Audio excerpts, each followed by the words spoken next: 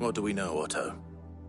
Some lads from the Imperial garrison in Rosaria started a fight over at Martha's Rest. Blood was spilled, bones were broken. The usual. But somewhere in the middle of it all, Martha vanished without a word to anyone. And that ain't like her, Clive. Something's not right. You think this was planned? Course it bloody was. Ever since Eastpool, the Empire's been tightening its grip round the Duchy's balls.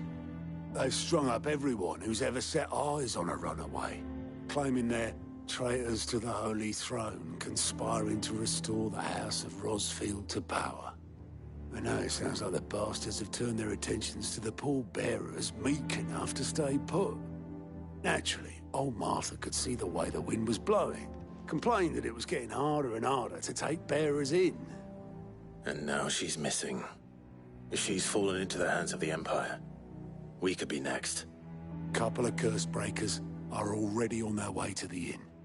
They should help speed up the search.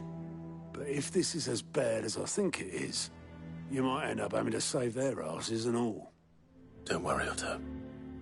I'll make sure everyone gets home safe.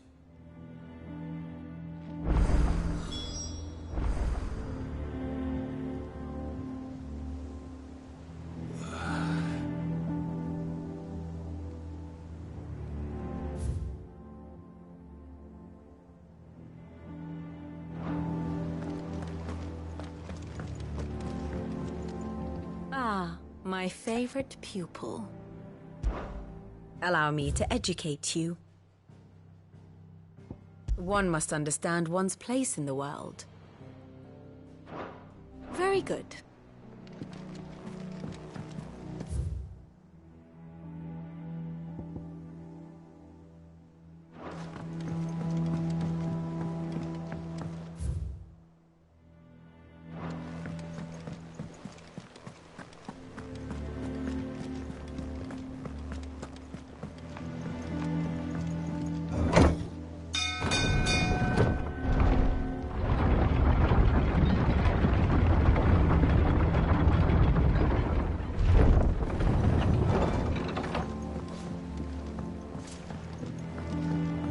With that log. Welcome back, Sid.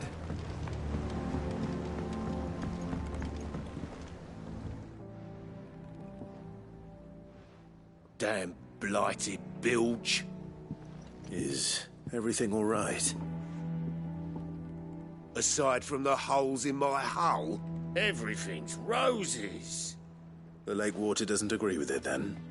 That's one way of putting it. And unless you got some grand scheme to suck the black from the lake like we do in the atrium, that slurry'll keep eating away at the timber like young Tech does our lemon tarts. Suppose a coat of pitch might stave off the rot for a moon or so, assuming we had any pitch, which we don't. Not any bloody more. Doubt the old tub's got more than a dozen runs left in him. Of course, Obolus. Your skiff is our only means of reaching the mainland. Without it, we'd be lost. Well, I'm glad someone round here sees it that way. To make pitch, you need pitch trees. But in case you haven't noticed, live trees are one of the 1,000 things sorely lacking in the Deadlands. Now, I'm not so unkind as to ask you to fell a faraway forest and lug the logs back here to the mere, which is why we'll be needing a suitable alternative. And it just so happens I once heard the thorny pitchers of Curltail Falls cover themselves in a sticky wax to trap birds and beetles and whatnot. Might be enough to tide me over. Sounds easier than felling a faraway forest. That's for certain.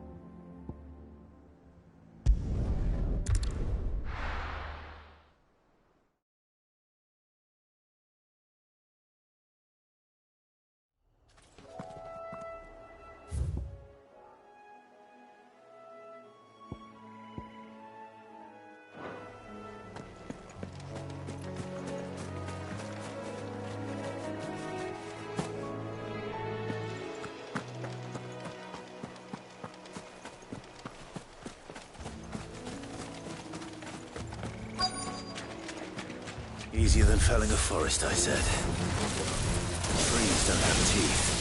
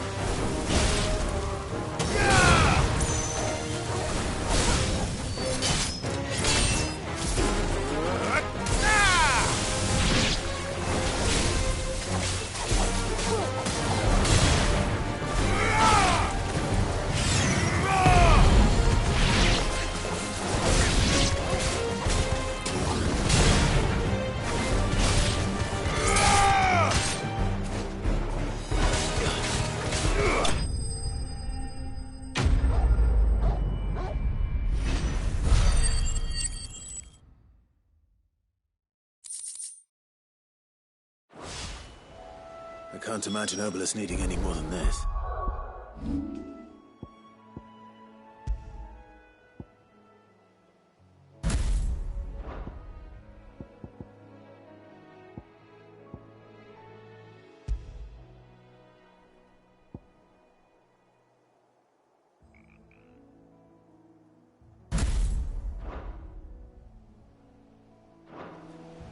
Tug.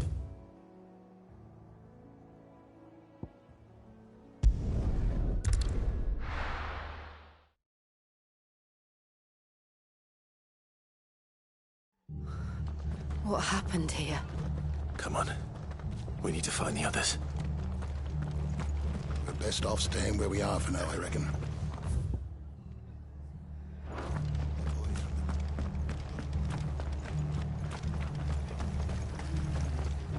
What are you after?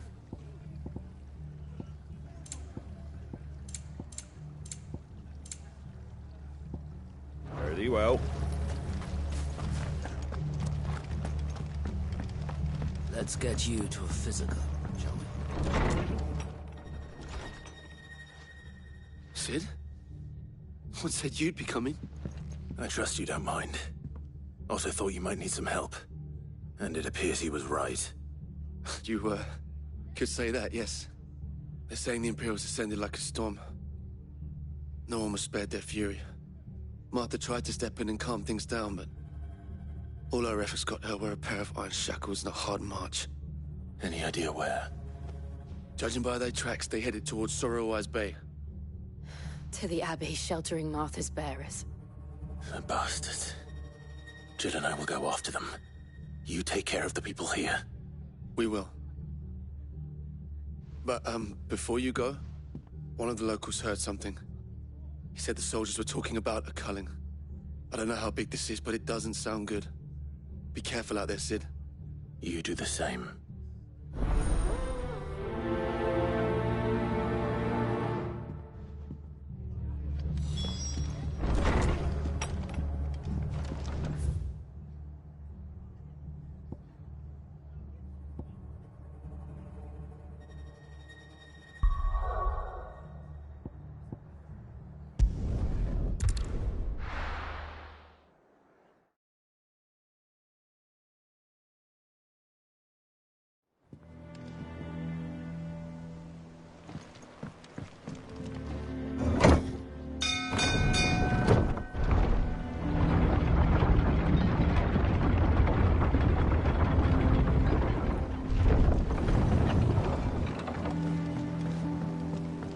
Finish with that log. Sack, Sid.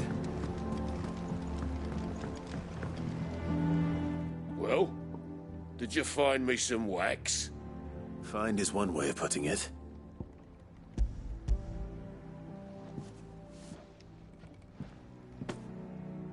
Ugh! Reeks like a chocobo's arse. I don't suppose the Argo will mind as long as he stays above the waves. Argo? So your boat has a name? I didn't know. Yeah. Same as me old man. He was a ferryman himself back before the Blight came. The boat's all I have left of him. And thanks to you, he'll sail another day.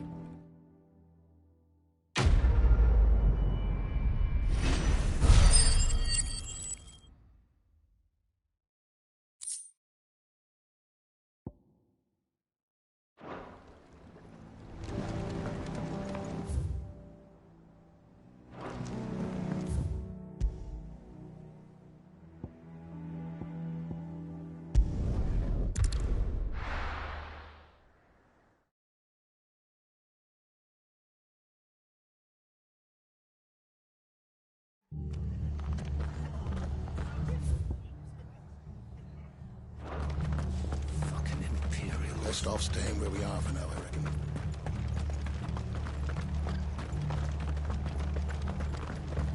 Oi, look sharp!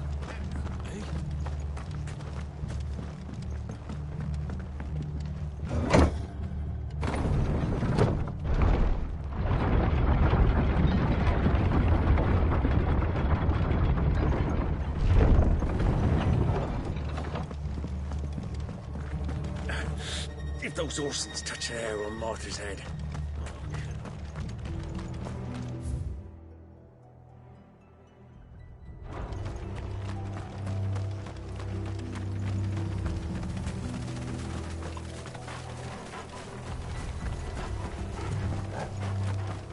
Look. Up ahead. Martha, are you hurt? Don't worry about me. It's them at the Abbey who need you. You have to do something. Tell us what happened. What happened? The damn Black Shields, that's what happened. The Black Shields? The bastards caught wind. The Abbot and I were helping bearers. They were gonna hang us both. When the sick rose from their beds. Poor souls turned on the Imperials. Distracted them long enough for me to get away. Then... they may still be alive. Martha, do you think you can make it back to the inn? Cole is there with the other curse breakers. I think so. Thank you, Clive.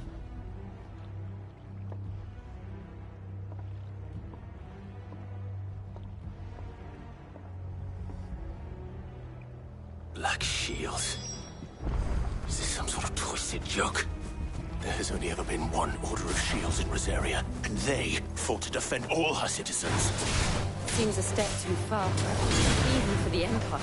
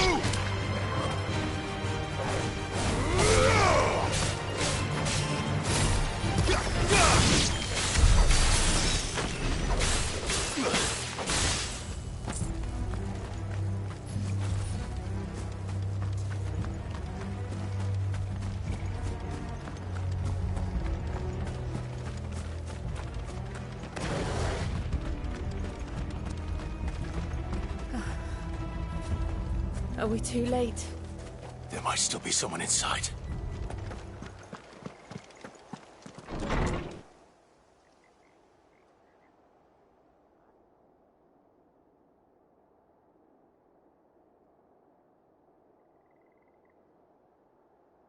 No. Damn it.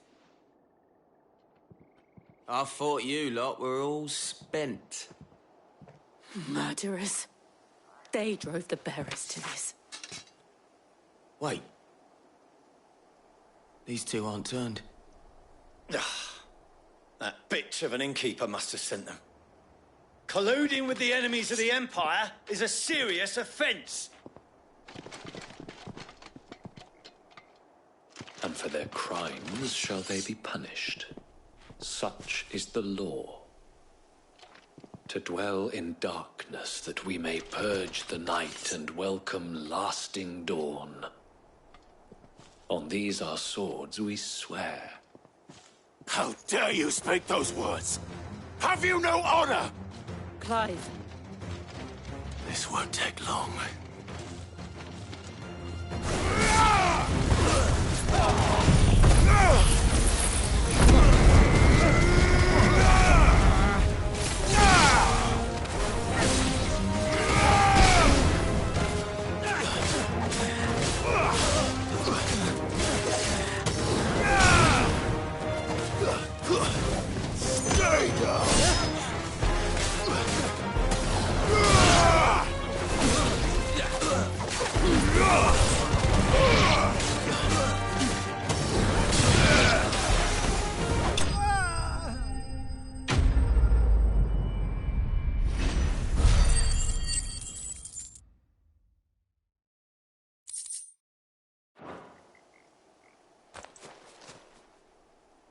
that all of them? I think so.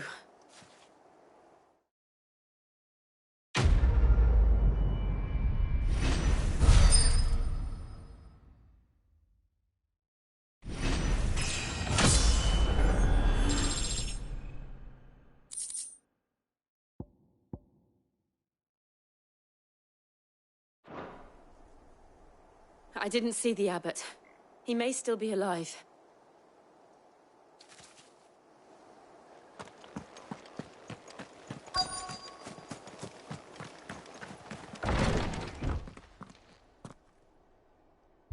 Found her.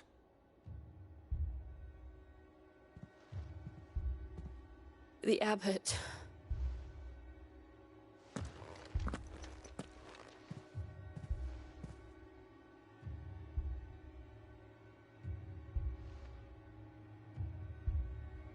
The bearers died protecting him.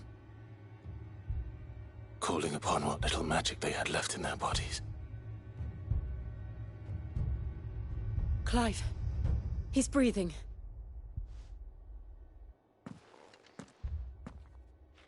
We're friends of Martha. We're here to help. Are the Imperials dead? They are. Every last one. If only that were true. The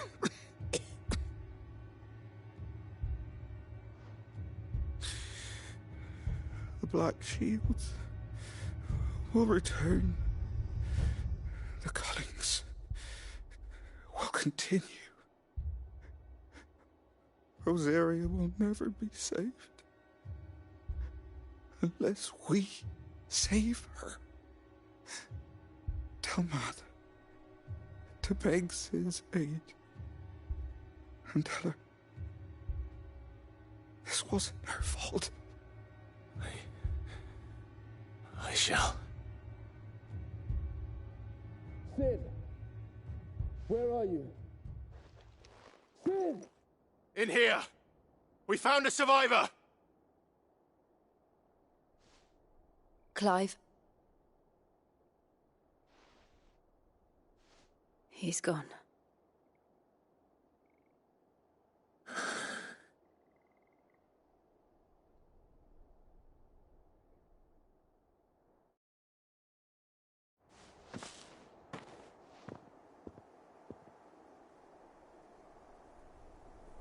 We've laid the abbot to rest.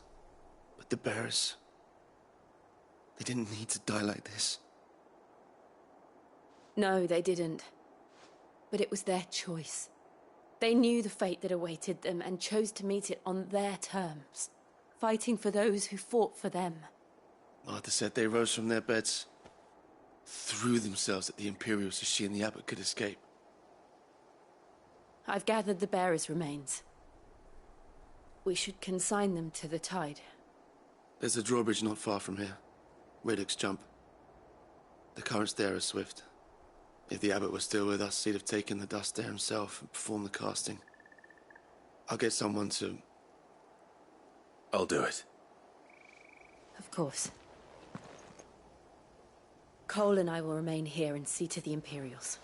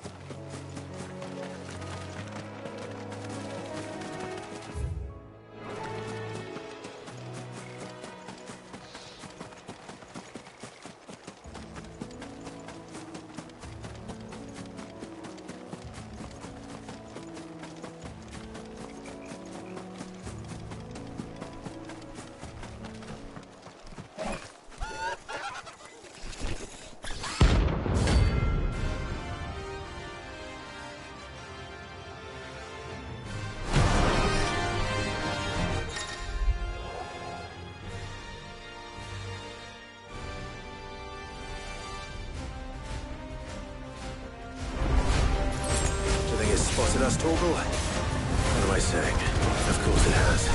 It's a floating eyeball.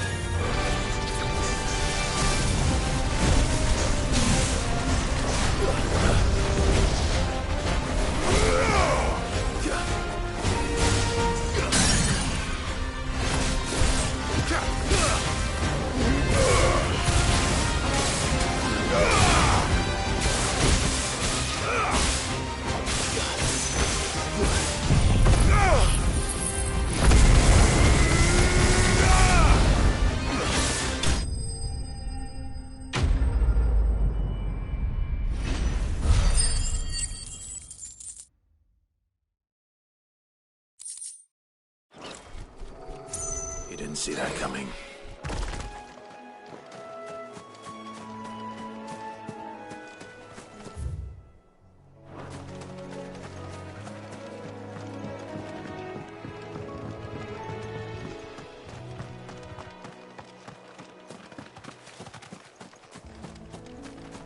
That must be the bridge.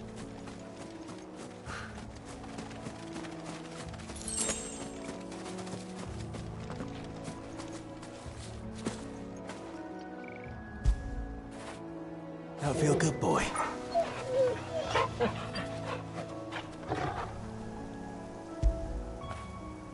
Oh, Torgal.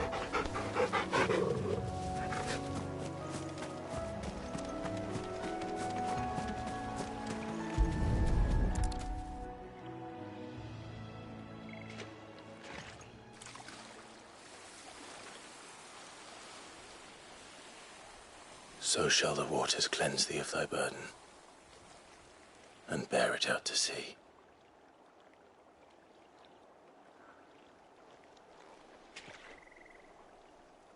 And now they are truly free. I hope so. What of the Imperials? A pyre was made. It's more than they deserve. We should go back. Cole is worried about Martha. All right.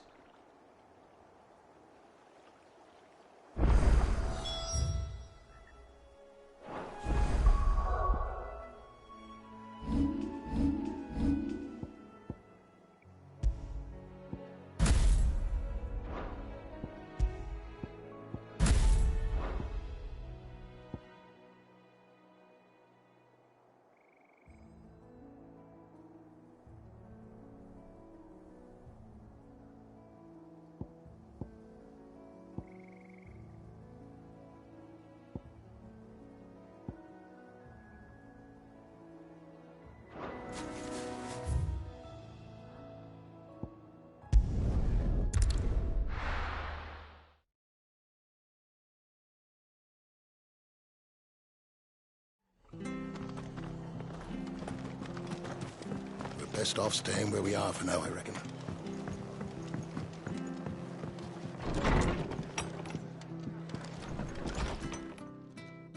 No one survived then?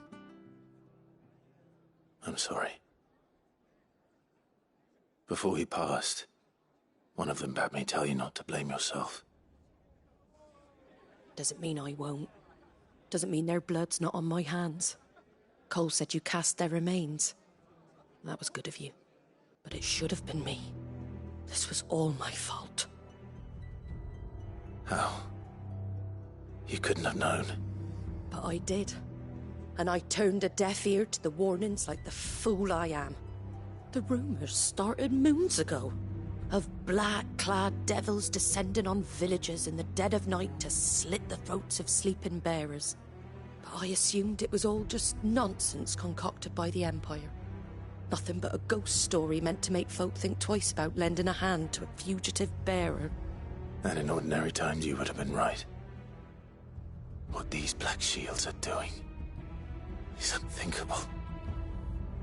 Which begs the question, why do it at all? My mother obviously has a hand in this.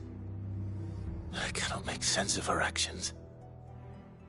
Unpicking what goes on in that woman's head is a job for someone with more time on their hands. Right now, I need swords and men to wield them, preferably big ones. If those Imperials think they can come in here again and threaten my people, they're in for a rude awakening. Oh, before I forget, a Stolas from Otto landed just before you arrived. He asked me to tell you that Gav has returned. Then we must as well. Will you be all right here, Martha? We can stay longer if you wish. No need. I'll be ready should the Imperials come calling. Though I wouldn't turn my nose up if you were to lend me a pair of them strapping young curse-breakers.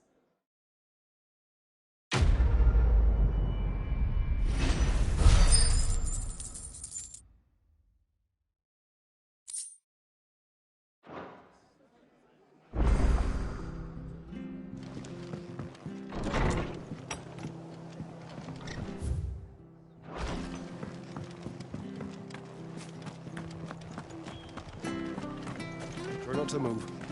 Go and make it worse. Oi! You handy with that sword of yours? Course you are. Bet you're a bloody marvel with the thing. Now, question is, are you willing to use it or not? 'Cause a flock of noble chocobos are in need of help. Chocobos? You heard me right. Wild birds? The big ones? And not just any chocobos at that. Whiteheart and her flock are the bravest birds you ever did see.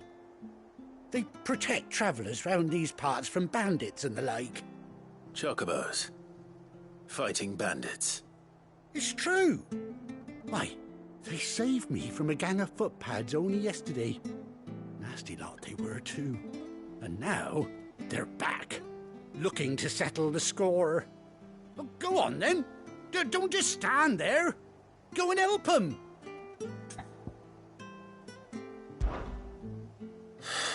All right. There's a good lad. Where can I find these chocobos? I saw him cut across the way over yonder. The rotten scoundrels were driving the poor things towards the old dock. It's a dead end, that is. You save Whiteheart and her flock, you hear me? There ain't a pluckier bird in all the world. She's a hero to us locals. And don't worry, you'll know her when you see her right enough. I'm sure I will. And good luck to you. And give those no-good bastards a hiding from me.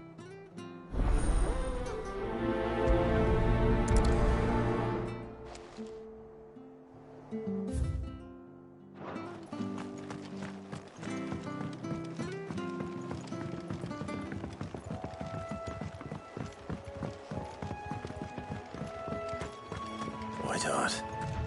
That's quite a name for a chocobo.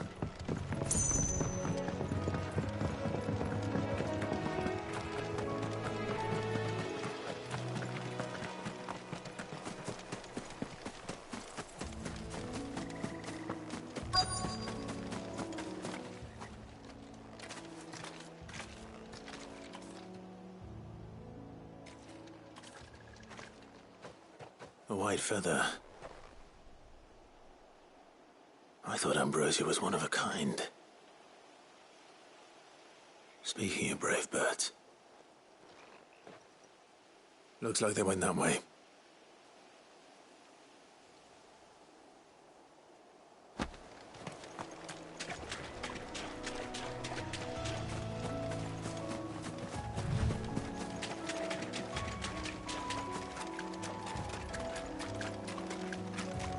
These chocobos aren't going down without a fight.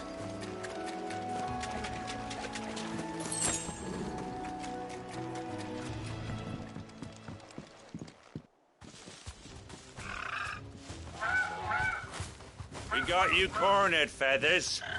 You didn't think you'd seen the last of us, did you? You've been bad for business. But I reckon someone will pay good coin to mount your head on their wall. Not around here, they won't. Oh. And why's that, eh? Because she's something of a hero in these parts. You hurt her, and I hurt you. Piss off. Or better still, how about we hurt you both? All right, then. But don't say I didn't warn you.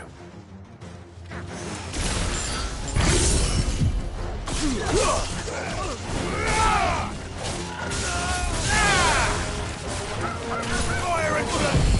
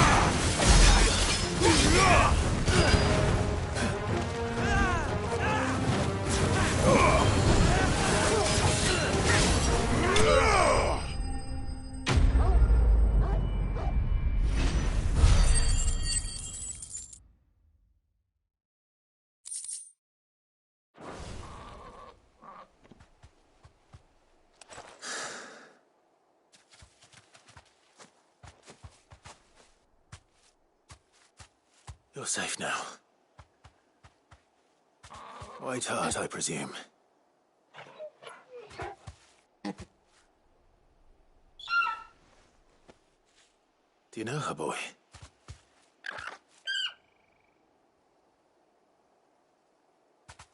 That scar. It couldn't be.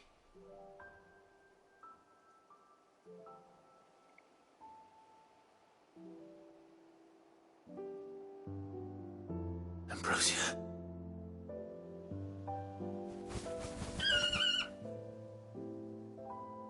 It is you. You survived.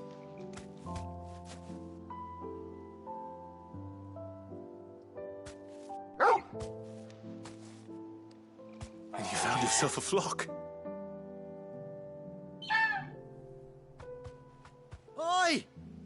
Is it over? I thought I'd come and see how you were getting on. Oh, well, you sorted the bastards then. I knew you would. And the whole flock made it through unscathed. Thankfully they did. And not only that.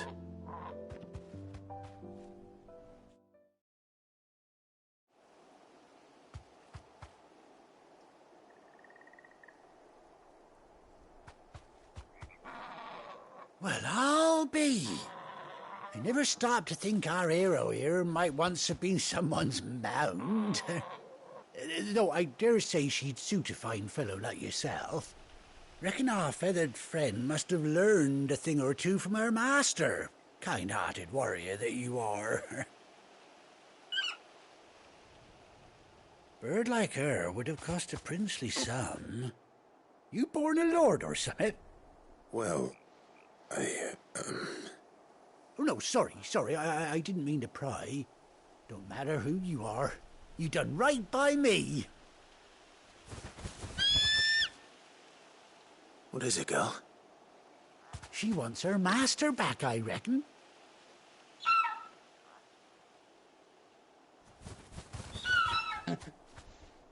Told you. And it seems her pals agree. Is that it? You want to come with me? Well, bugger me if this ain't a heartwarming sight. The lads down the stables will be hearing about this tonight. Oh, stay right where you are.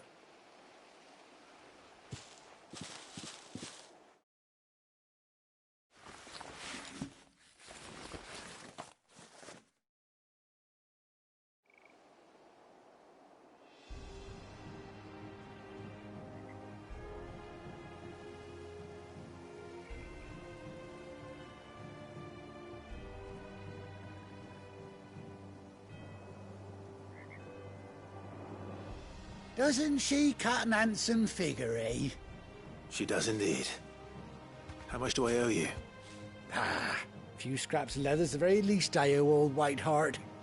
Oh, I'll be sad to see her go, of course. But she's earned her right to happiness and more besides. Don't you worry, we'll get along just fine without her. You hear that, Whiteheart? You've earned yourself some time off. You have fun traveling with your master now.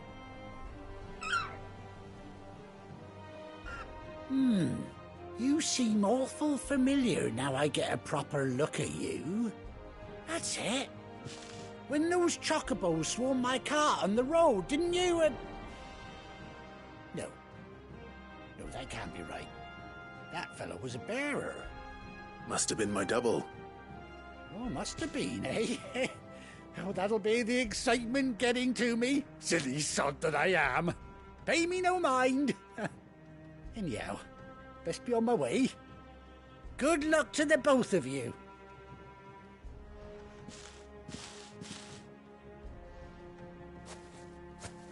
You take care of your flock for now. I'll call you when I need you.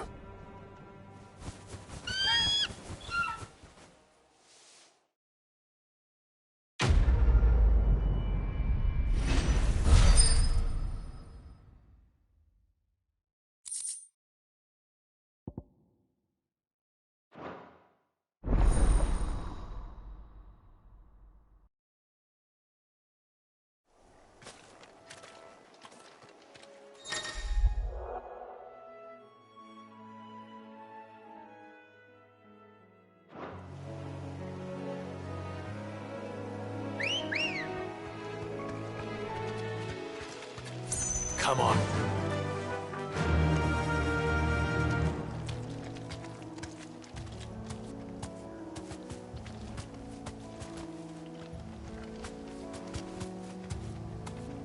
Faster!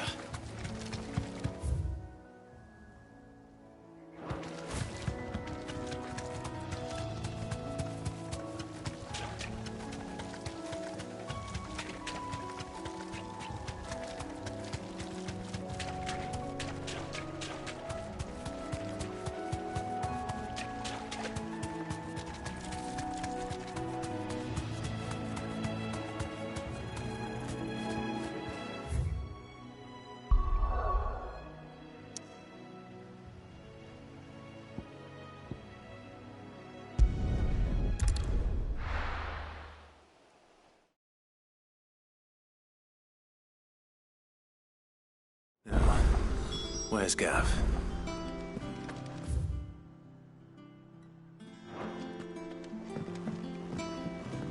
Yeah, there's trouble in this area. Think it's all right to touch him?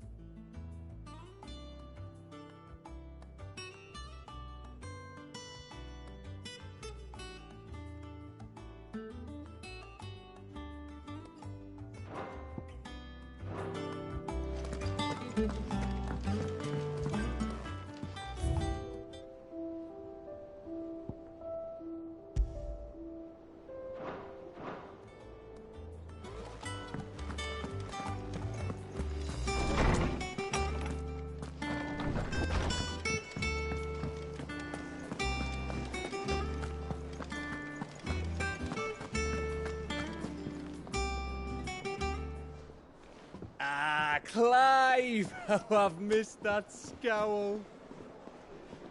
Where's my report?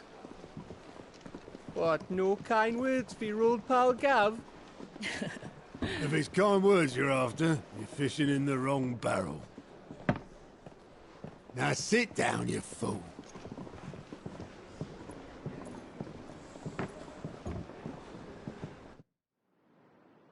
So, you remember how quick the Empire was to occupy the Dominion after the fall of Drake's head?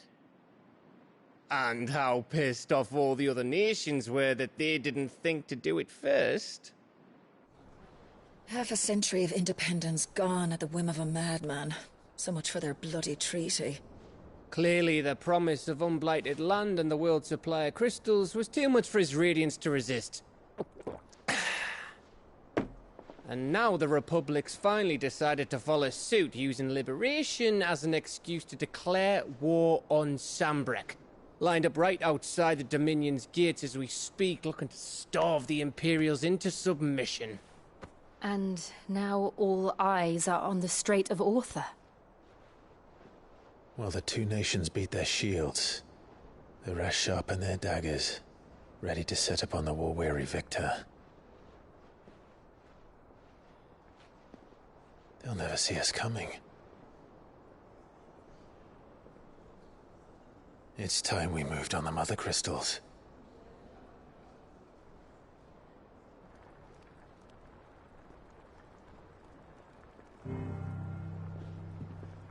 Four Mother Crystals remain in Storm and Ash. Drake's Breath near Ironhome. Drake's Fang in Dhalmekia. Drake's Spine in Waloed. And Drake's Tail here in the Crystalline Dominion. With the bulk of the Republican army marching to Twinside, Drake's Fang will be left exposed. That is exactly the move Kupka would anticipate. And if there is anything these past 5 years have taught us, is that he loves his traps. There is one place, however, where nobody will be expecting us to go. Drake's Breath.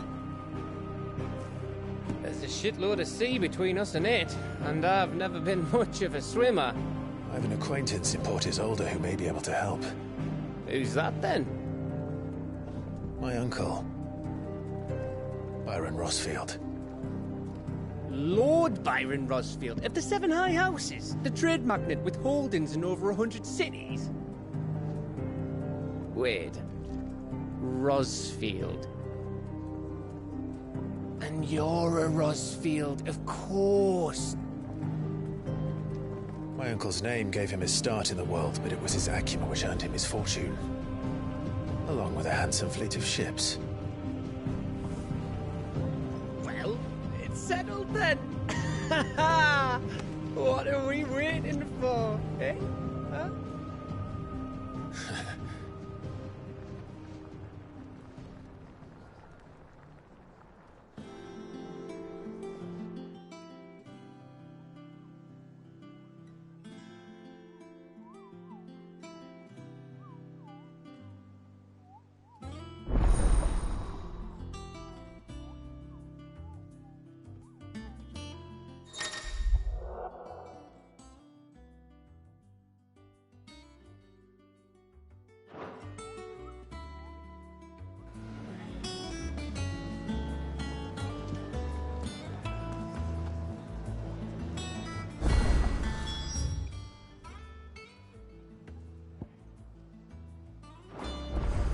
What are we waiting for, indeed?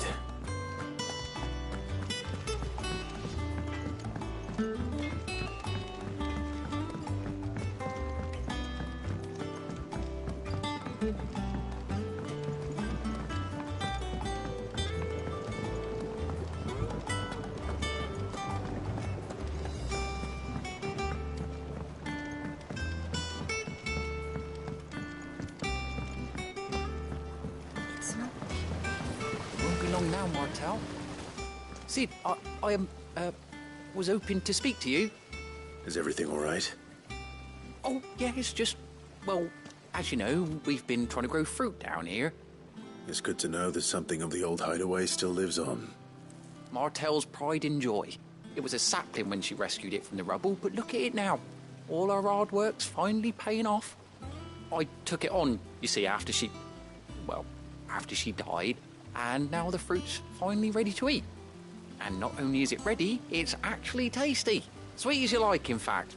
She bred the bitter right out of it. Impressive. And welcome news to more than a few, I'd say. I thought this first harvest could go to the curse breakers, on account of all they do for the hideaway. You couldn't take them some, could you? Seems better them coming from you.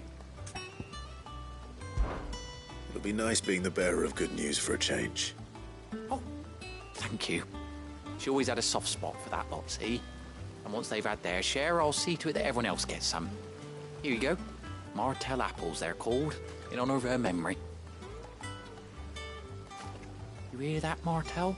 Today's finally the day.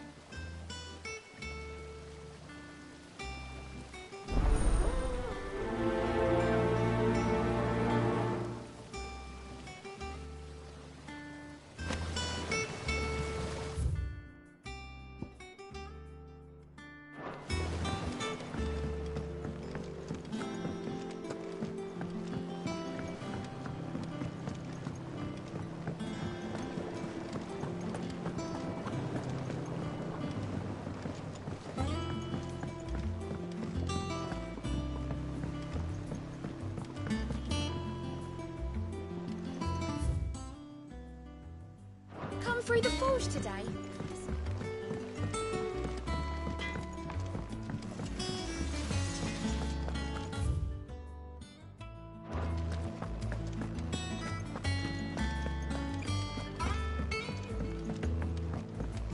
I hear there's trouble.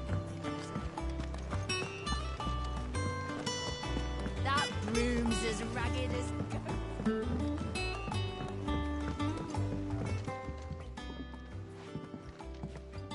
You two look like you could use something to eat. Here. Courtesy of Martel.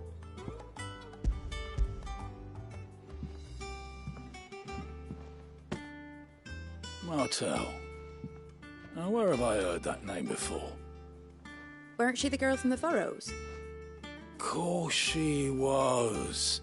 An odd sort, that one. Loved plants more than people. Aye, and brave as a bane might. Remember when she ran back into the hideaway to collect them trees when Titan attacked? Wait. These aren't those apples, are they? Well, I'll be. She'd have been proud, and rightly so. Thank you, Sid.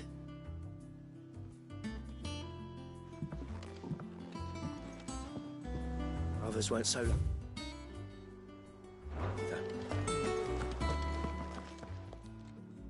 A gift from the backyard. For your service.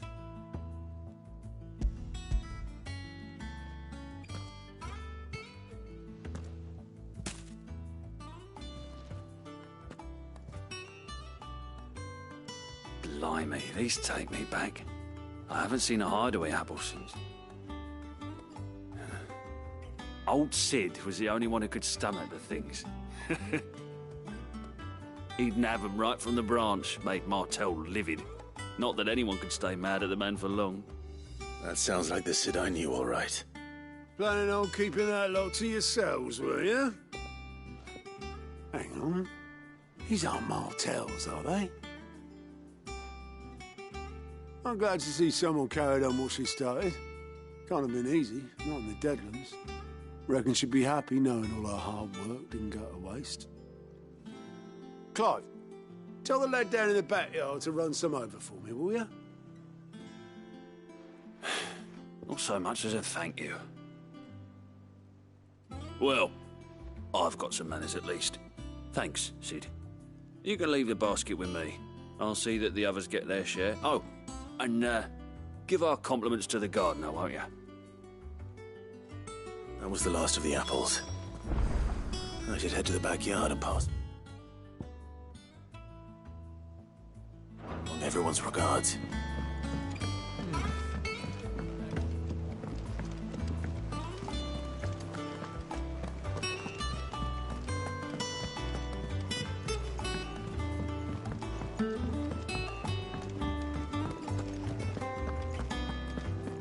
Think it's all right to touch him?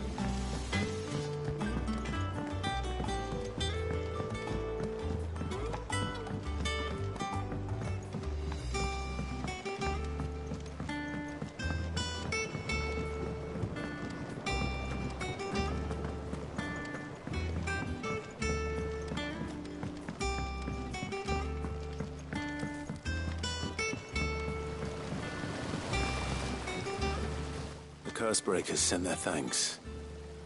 And their compliments. They were clearly very fond of Martel. They remembered her. After all these years.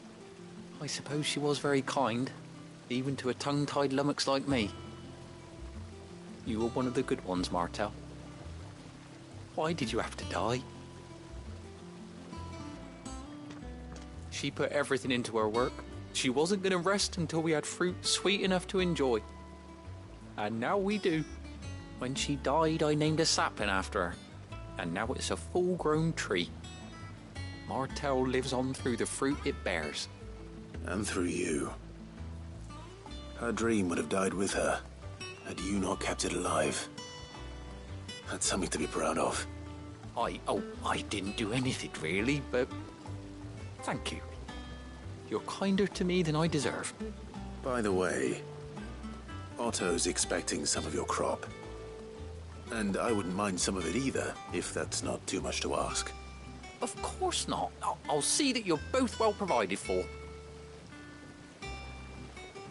They like your fruit, Martel. Isn't that wonderful? I'd say it's about time we planted you some siblings, don't you think?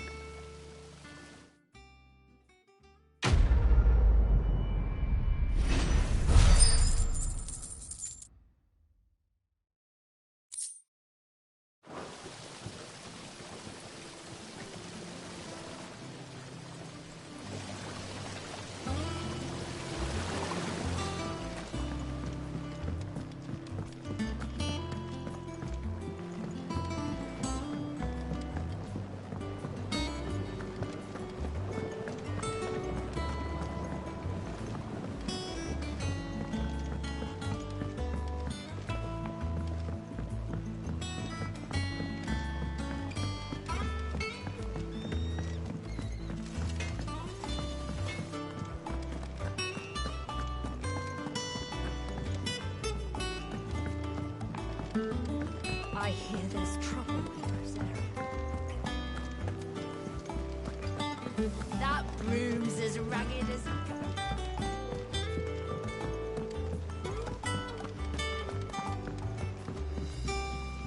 Here for another of my lectures. How may I help you today? Here's the latest information I have.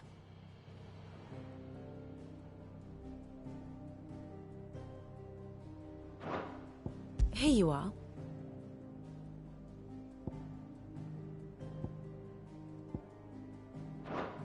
The state of the realm is ever-changing, Clive.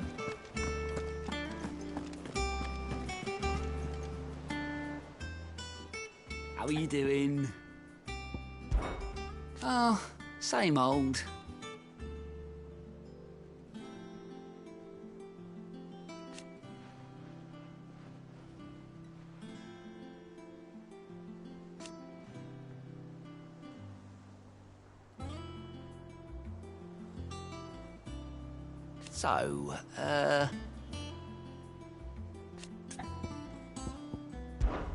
Oh.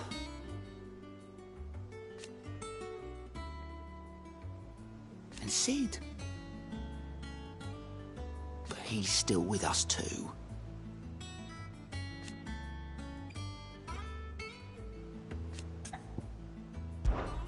Quick look. Always something in there. Oh, Clive. Welcome to the Patron's Whisper. The Patron's Whisper? Does that mean someone else is taking care of our friend's donations? Oh, no. That's still me. It's just Karen has her toll, Blackthorn has his hammer. I thought a new name might liven things up.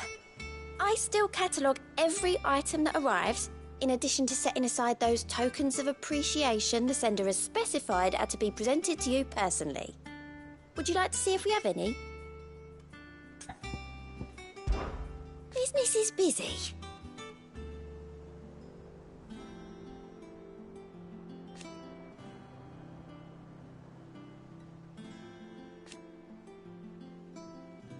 Still.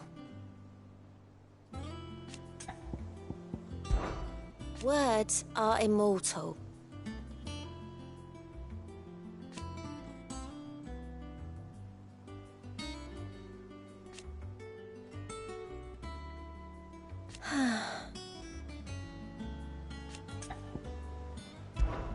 Come to claim your just desserts?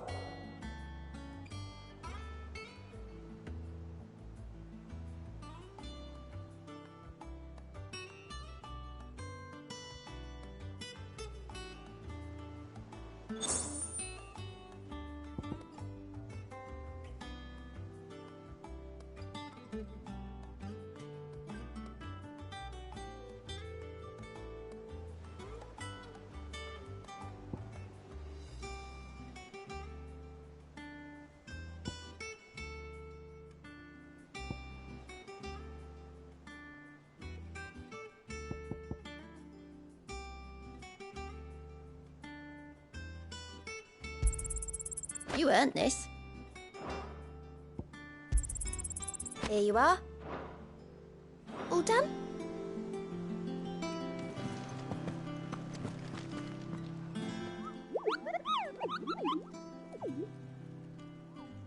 What's the matter, Nectar? The hunt board? It's where the Cursebreakers post sightings of particularly fearsome beasts. Those that might pose a threat to our operations if they were left to roam free. Just because they can't be dealt with when they're spotted, doesn't mean they can't be dealt with later. Was that what you wanted to know?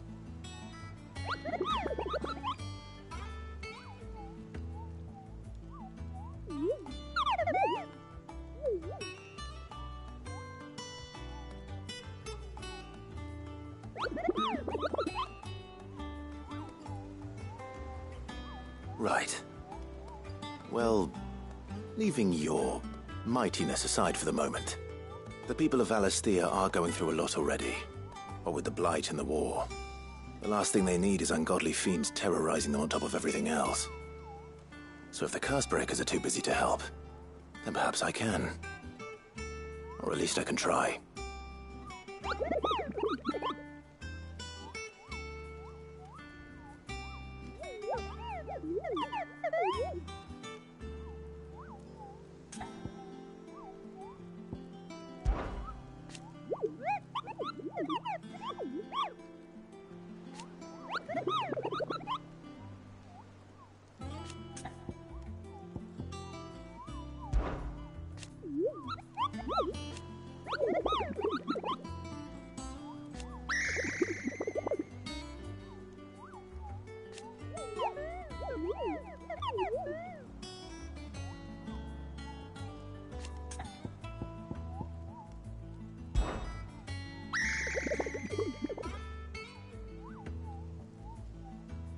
I don't think so.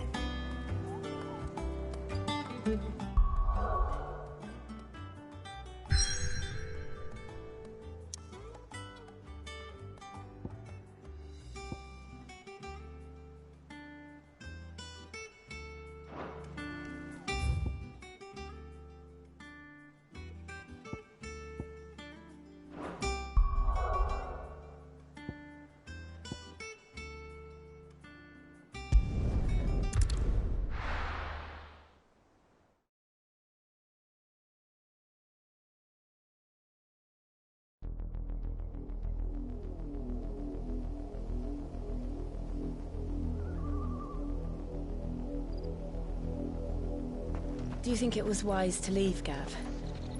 He didn't seem pleased. I needed his eyes and nose in Dhalmekia. I'm not about to let Kupka take us unawares. Besides, he has a knack for that sort of thing. That he does. And wasn't it Sid who said that matters such as these are best left to dominance? Especially should one of his beloved opportunities to grow and change present itself.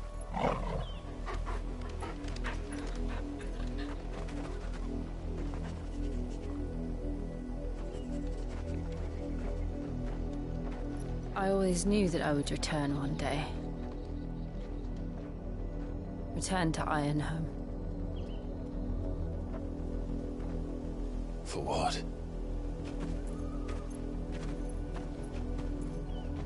After learning the truth, you were given the chance to face your past. If I am to continue at your side, I must do the same.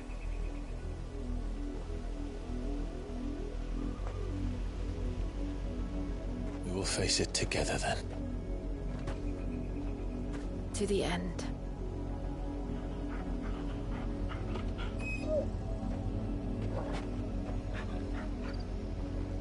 Come on.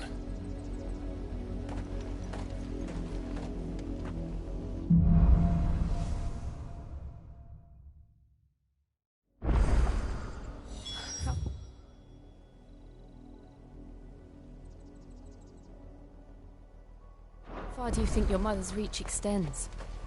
Will we find the same tragedy in the south as we did at Martha's Rest? More than likely. Which is why we should hurry. There are still many settlements between here and Port Isolde. We visit as many as we can and hear their stories. Starting with the village of Amber.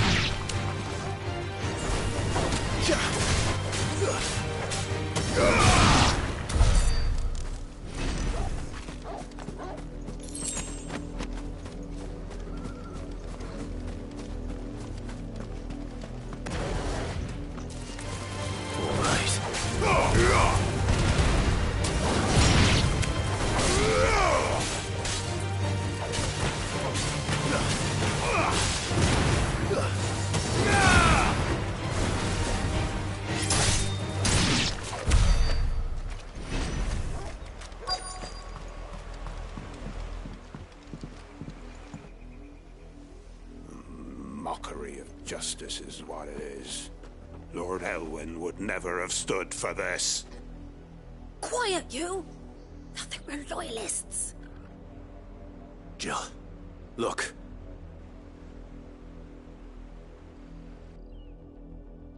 Rosaria must be cleansed of the stain which befouls her, that she might rise once again from the ashes to welcome a new dawn. 'Twould be a pity to make examples of you all for the transgressions of but a handful. Of course, your lordship. You shall have our full cooperation.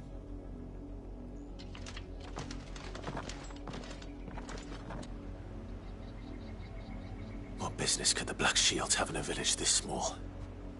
There's barely room to hide a bearer. Then they must be here for something else. You fancy dancing a gallows jig like the miller's son? I ain't got much, but what's mine is yours, for a price.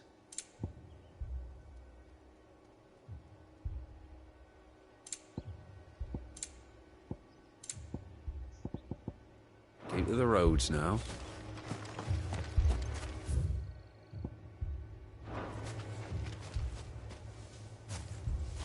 Excuse me, but what was all that about earlier? You haven't heard? Someone's been stirring up trouble. There've been attacks on the garrison, supplies stolen. They even say a Black Shield was murdered. The Empire wants answers, and what the Empire wants, the Empire gets. Don't they just? Keep your ears open, eh? The Black Shields will pay good coin for information on the culprits. You'd have to be dull as a sack of stones to think you could take on the Empire. What were their 100 full legions? 100? I heard they were 1,000.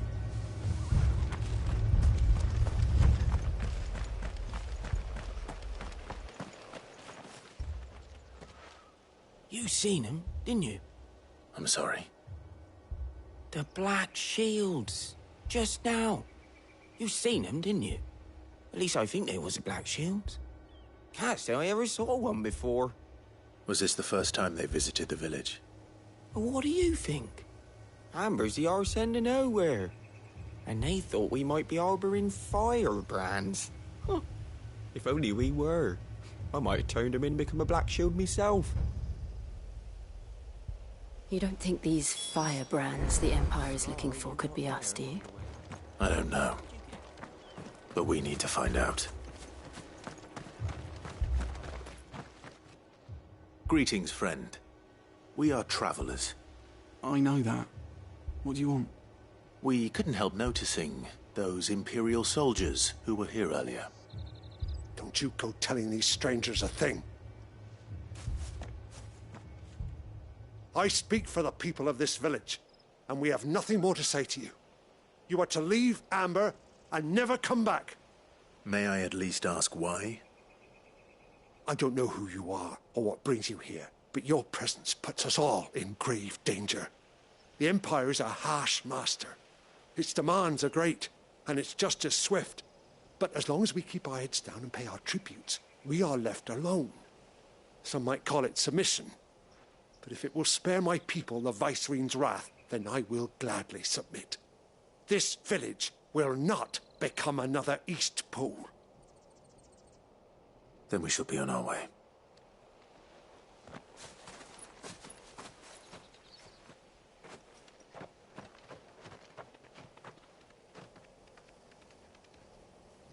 These people live with a knife to their throats.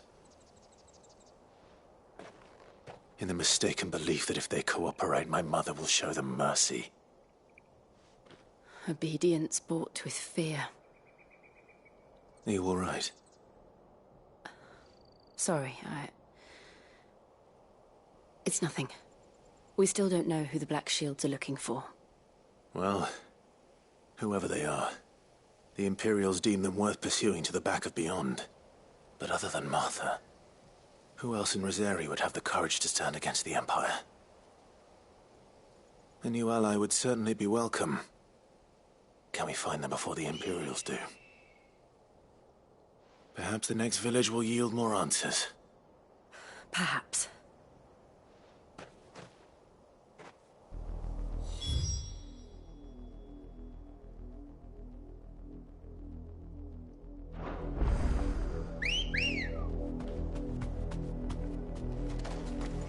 Come on.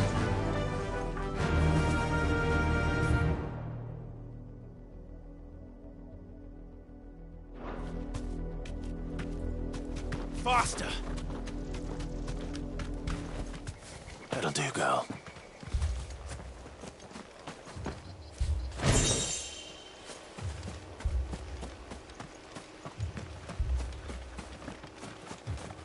That's a fair old scar you got there.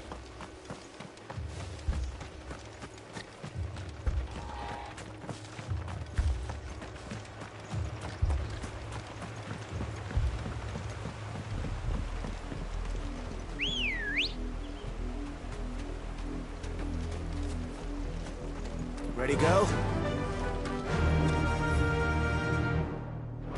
Fly, Ambrosia.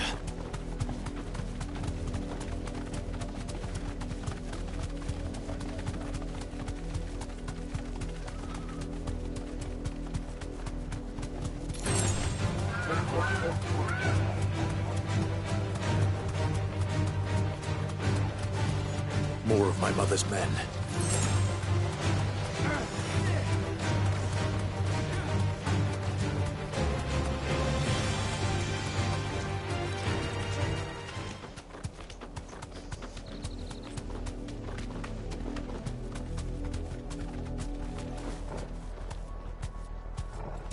Be safe.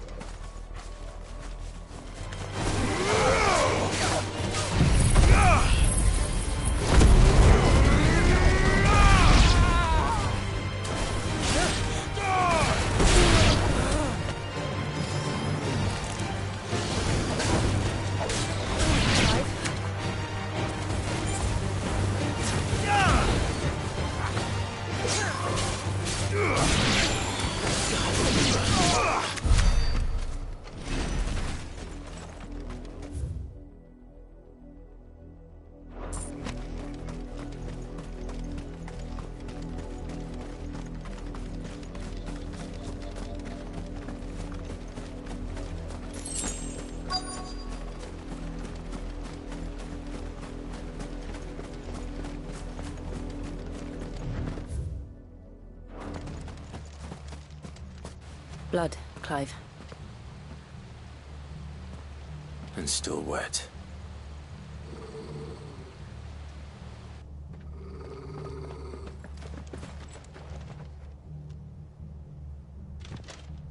You were told to stay in your homes. The Black Shields.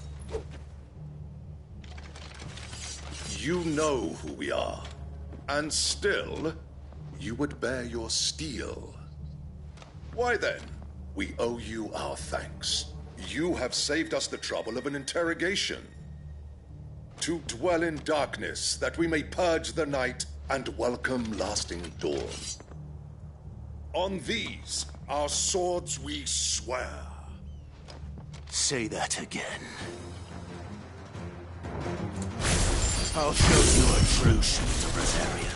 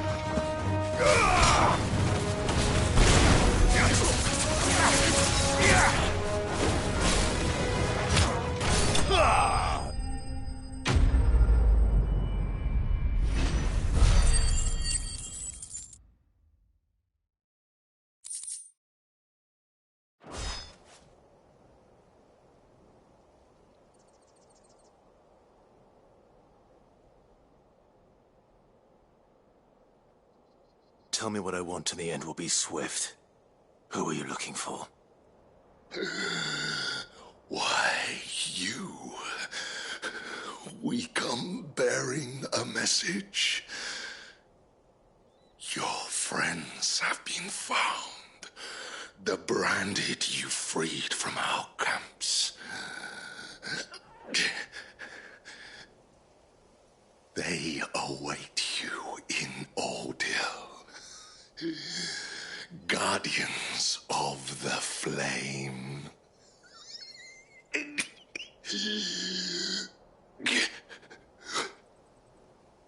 Those are Old Hill's gates. Then we hurry.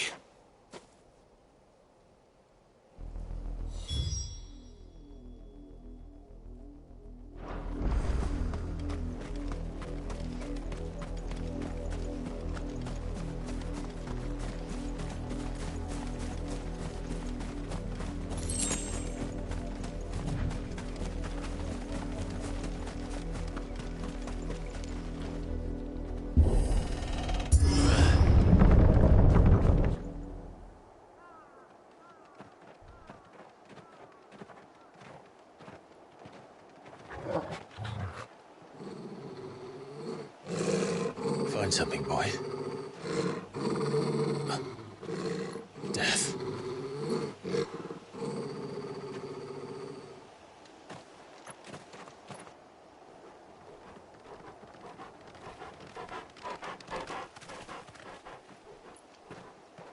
Oh, found her.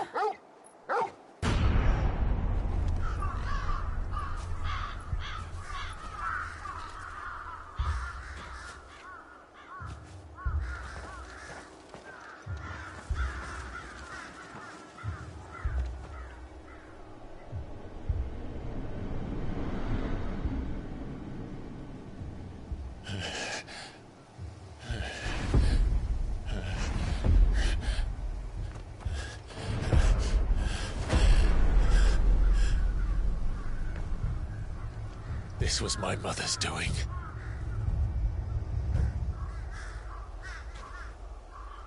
But why? Why would anyone... I don't know. I never truly understood her. But this... Oh, Clive.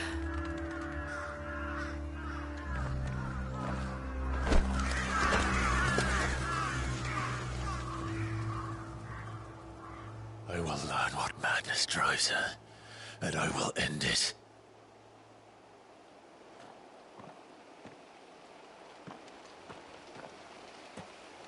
We should go. Yes.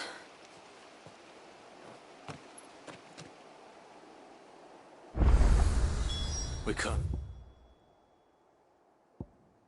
leave them here like this. We won't. But if the Black Shields have made it this far south, they may already be in Port Isolde.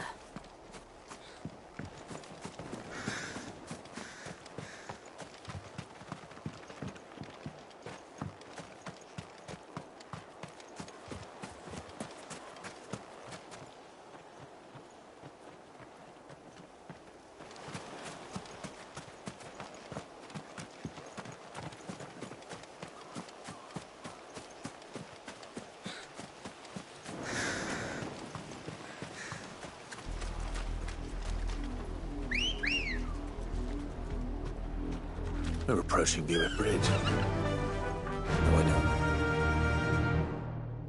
The Empire would let us cross over to Rosalith. Yeah!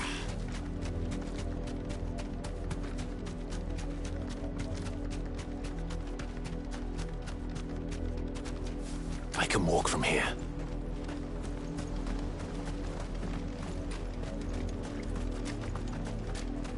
I did, Mummy.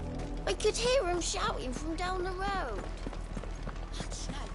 They're all Rosarian. But this is their home.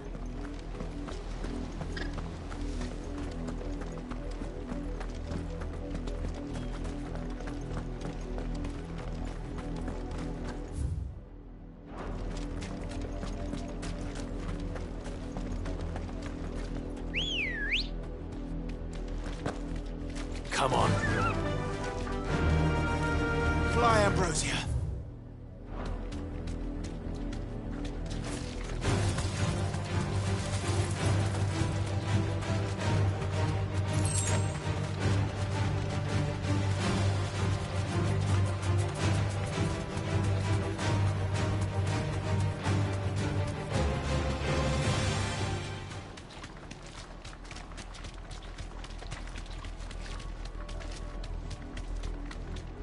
The Lazarus. What happened to this place? My mother happened. The nobles who lived here didn't stand a chance. Let's hope my uncle fared better.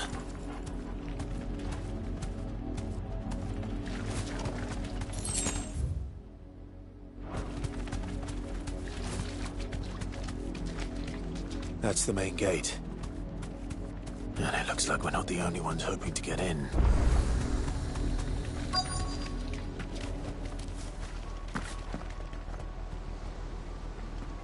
Let us pass! My children are starving! Have mercy!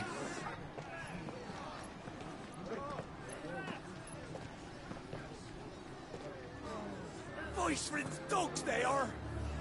You can't ignore us forever! Let us in, or we'll die on your doorstep! Better out there than in here! Oh, get enough Fuck off! Find the jealous bastards! Those crystals belong to us all!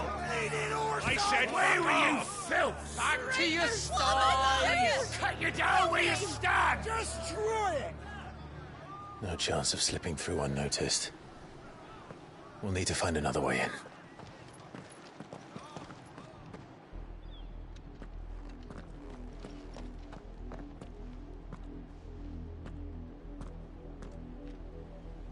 I thought we might be able to reason with the guards. Or at least bribe them. I suspect everyone in that crowd thought the same. Was that the only way in? Officially, yes. Strictly speaking, no. My uncle once told me that the nobles had tunnels built, so that they could visit town without having to walk amongst the rabble. The Lazarus.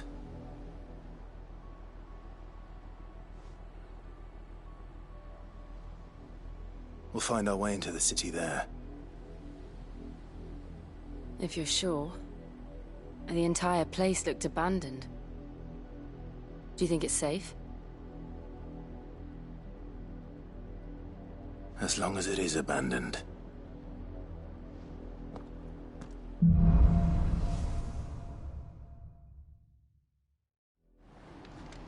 The good...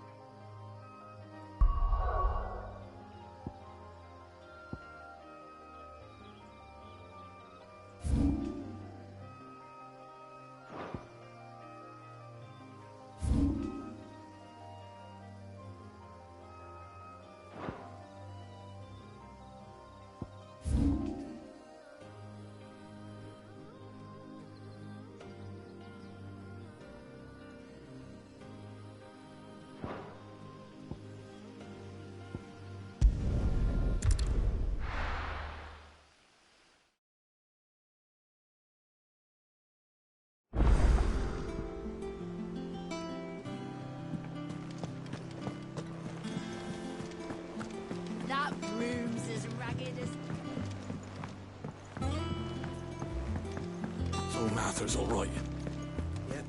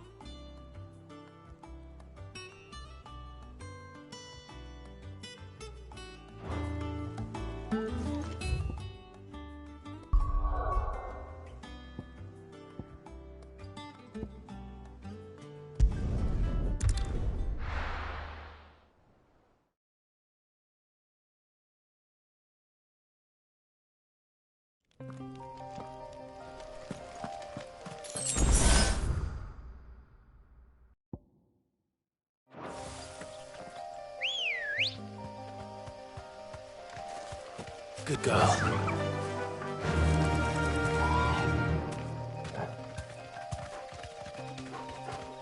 Run like the wind.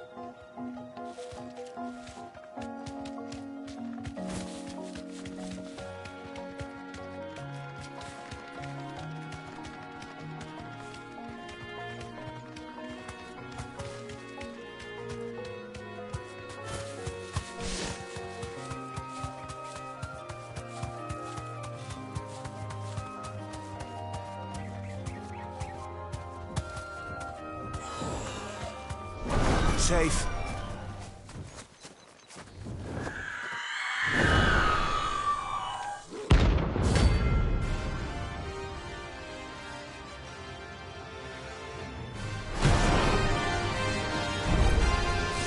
If that's what I think it is, this isn't gonna be easy.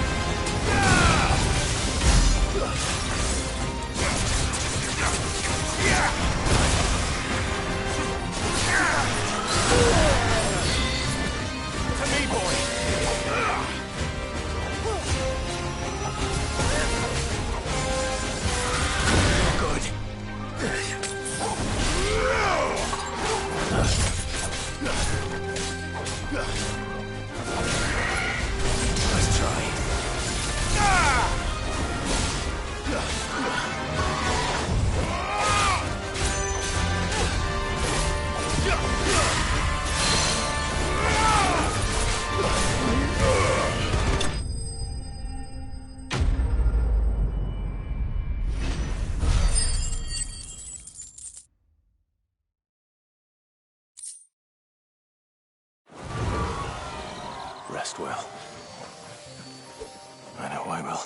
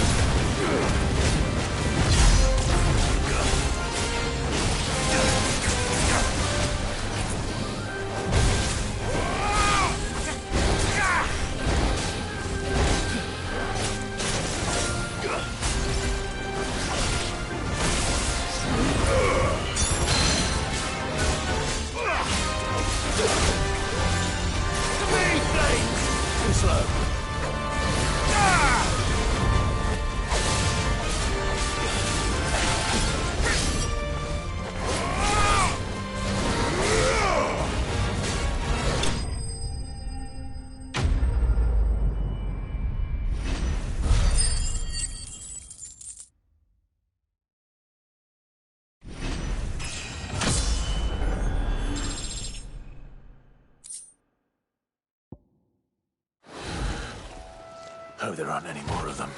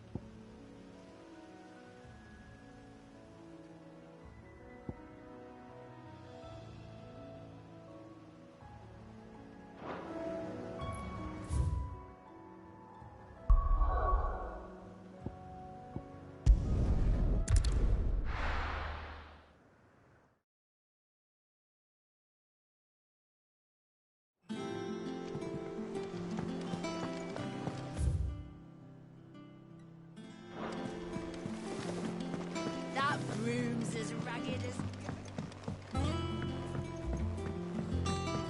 So Martha's all right. Yep.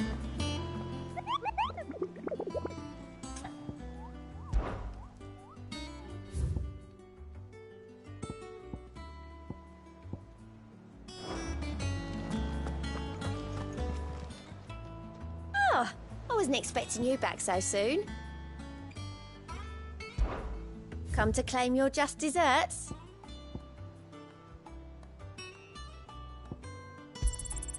You earned this. Best of luck out there, Sid.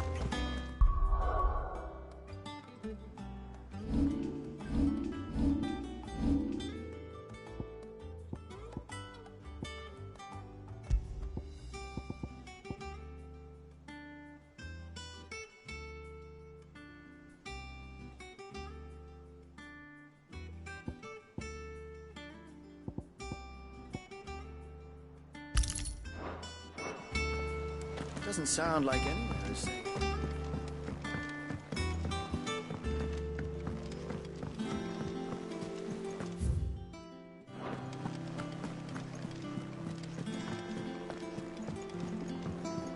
I hear there's trouble.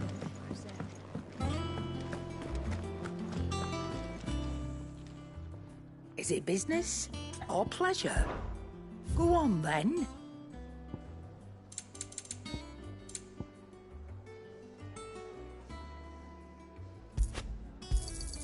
You'll not find a better price than that. It'd better all be here. Is that all? I think it's all right to touch.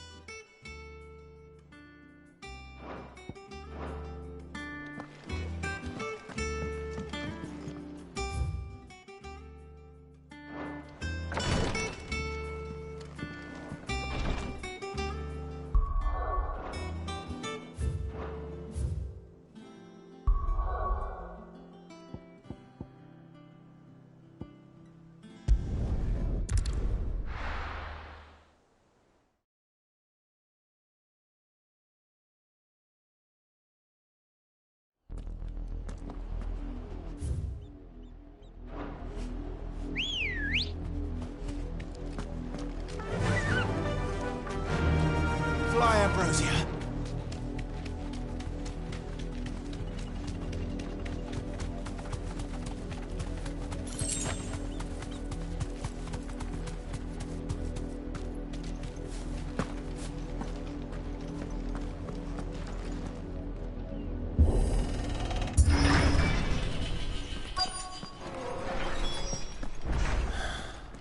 This is nothing like I remember it. Now quick. Your crown can lose its luster.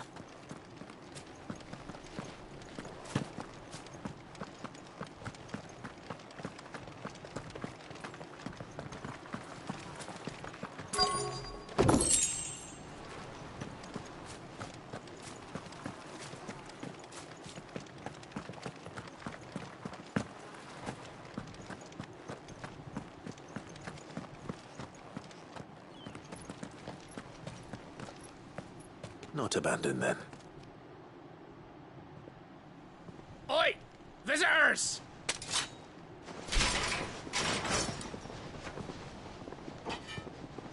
Apologies. We'll show ourselves out.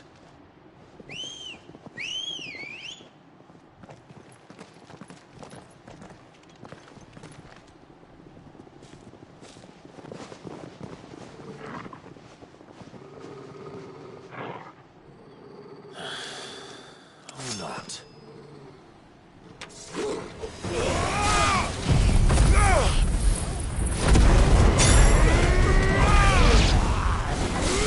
Stay down!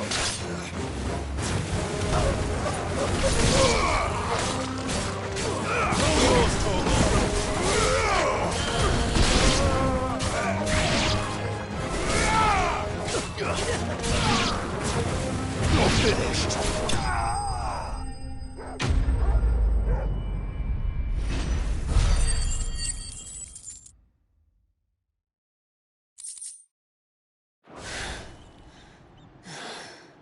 I've only ever seen one man fight like that. And he's long dead. Then perhaps it's time you joined him. The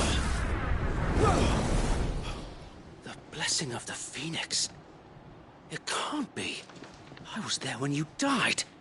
Huh?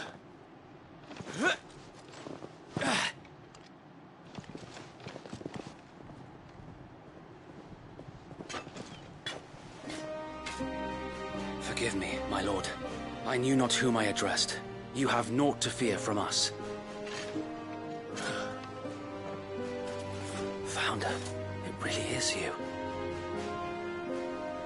It is. So wait.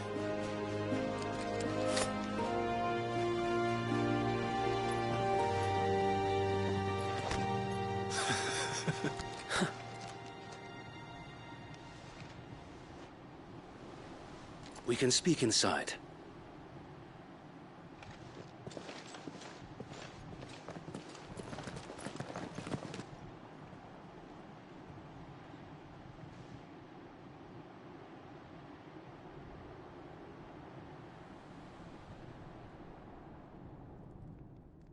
And those who wouldn't bend the knee? We left before the Empire could make examples of us, though we didn't go far. And we banded together to form the Guardians of the Flame soon after. Alas, there is only so much a handful of aging shields can do against the might of an empire. But we've seen to it that their stay has been anything but pleasant. Of late, though, we've had our hands full just trying to keep the Duchy's few remaining bearers out of the Imperial's clutches. The Cullings. We saw what happened in Old Hill. Aye. The foul work of the Black Shields and their mistress.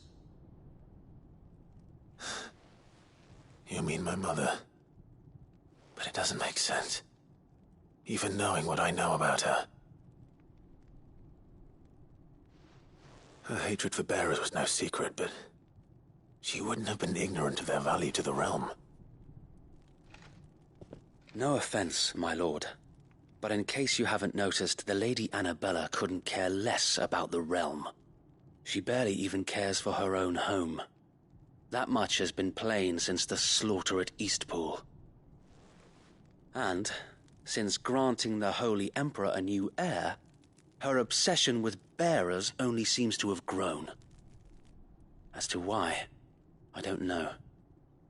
Maybe she can't bear the thought of anyone having the power to challenge her beloved son. Her son. Sir Wade, the Black Shields have broken camp. They march in full force for Buick Bridge. Then so do we.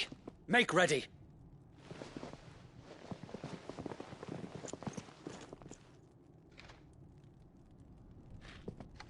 This is their main host. If we remove the head, perhaps we can prevent what happened at the docks from happening somewhere else.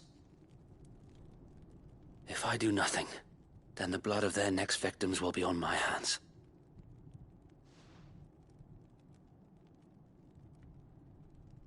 Yours and ours. We too have witnessed the crimes these men who dare call themselves shields have committed in my mother's name. It cannot be allowed to continue. We must put a stop to this madness. We must. So let us go with you. For the good of Rosaria. I was hoping you'd say that. Very well. If that is your wish, I would be honored to serve at your side. And we at yours. So, Wade, let us do our duty. With pleasure, my lord.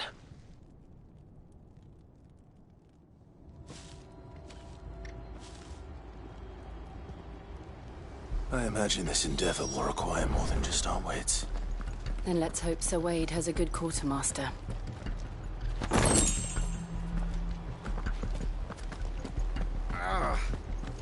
Back up. You're telling me that's the Archduke's son? You are welcome to what little we have managed to salvage.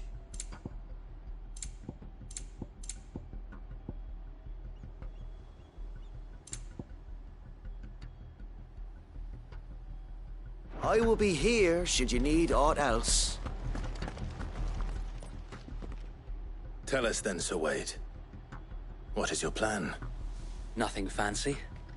You, Lady Jill and I make for Buett Bridge and provoke the main host at their encampment. Sensing an opportunity to end the Guardians, the Black Shields will call for reinforcements, who will be met from the rear by parties of my brothers hidden throughout the surrounding hills. This will allow us to wage battle on the bridge without fear of being overwhelmed. While the Black Shields have an advantage in numbers, you see, they prefer to fight in small units, which we can use to our advantage. How small exactly? Small enough, now that I have you and Lady Jill for company.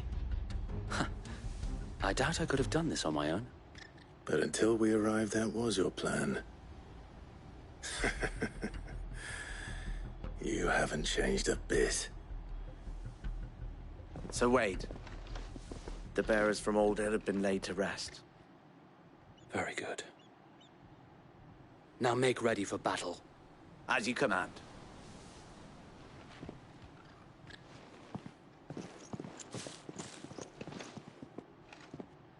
Thank you, Sir Wade. Perhaps now they will find peace. There is but one thing which will grant them peace. Putting an end to the Black Shields. And so we shall.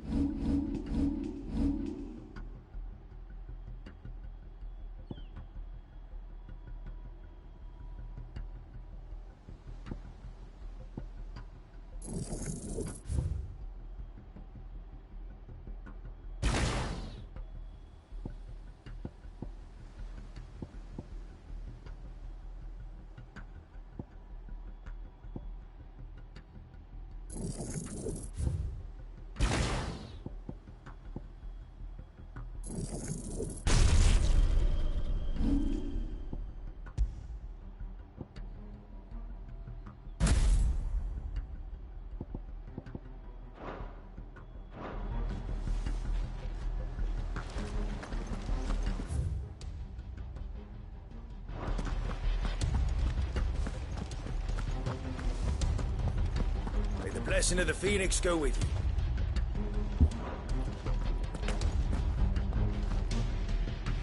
you. How long have you been pursuing the Black Shields? Since they burned their first village. We tracked down the bastards responsible and fed their corpses to Stillwind. Suffice to say, that got their attention. It's been a game of cat and mouse ever since.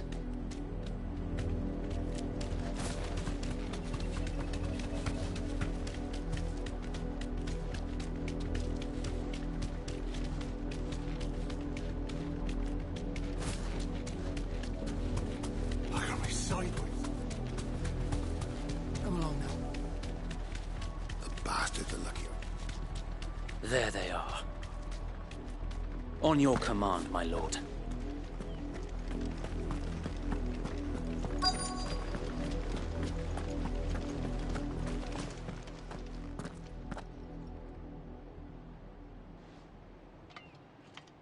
What is it now? I told you! We bear a message for the Vicereine. From the Guardians of the Flame. Ha! You presume to tell us that a pair of filthy vagabonds, a woman and a dog, could guard aught against the might of the Black Shields? Then come! Die along with your flame! For Azaria! For Azaria! Your petty revolution ends here. On these our swords we swear. It's over. Bloody hell! Reinforcements from the far bank! Another wyvern to fight their battle for them.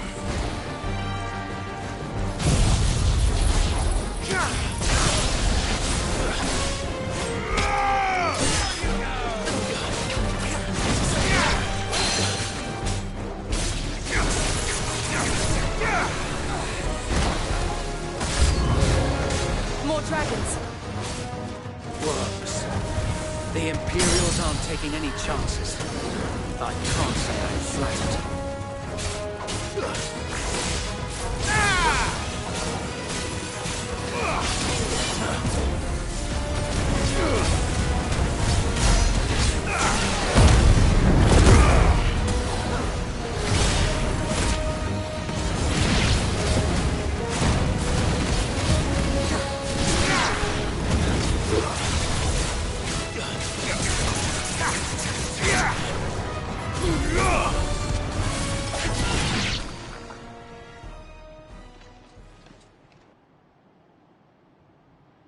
A noble stand, albeit a misguided one. In taking it, you have but proven our point. That this land is in dire need of cleansing.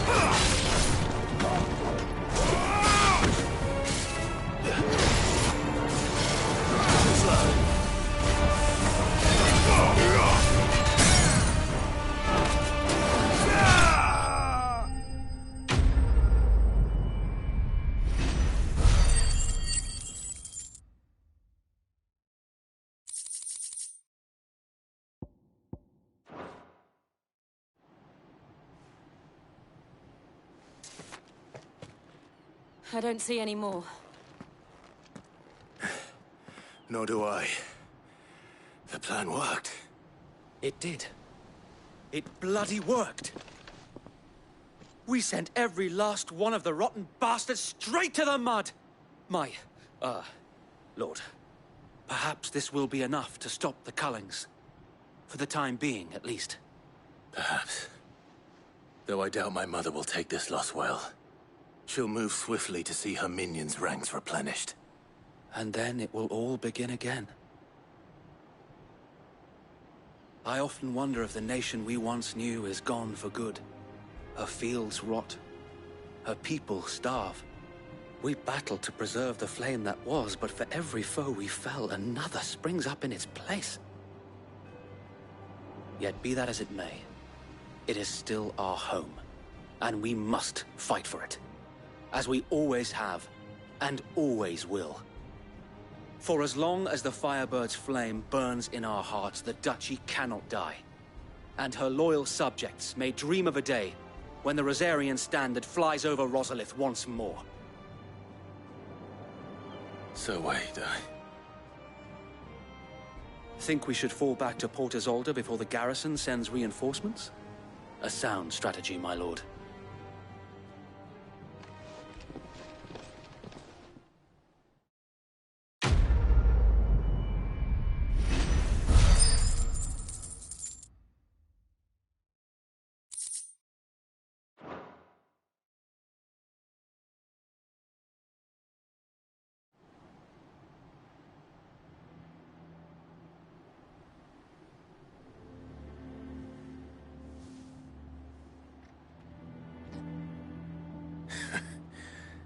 And how long has my uncle been funding you and your comrades' endeavors?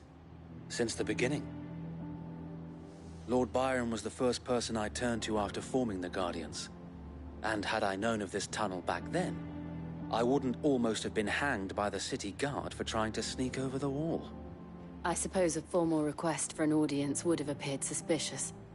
And appearances must be maintained. Were the Vice-Regency to catch wind of Lord Byron's involvement in our movement, they'd seize his estate and send him to the gallows, where he would be of no use to anyone. And so, though it sickens him to the soul, he plays the part of the loyal lord, knowing that one wrong move might prove his downfall. It is why he remains ever vigilant. Don't be surprised if he refuses you an audience, especially since you're famously dead.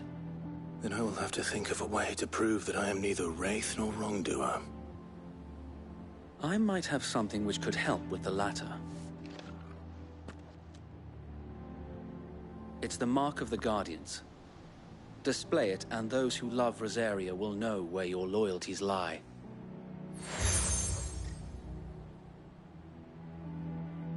I shall wear it with pride.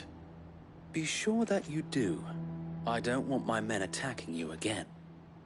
Unless you deserve it. If only Sir Tyler could have been here to see you. Or the Lord Commander. Thank you, Sir Wade. If there is ever anything you need. I know. Go on now, my lord.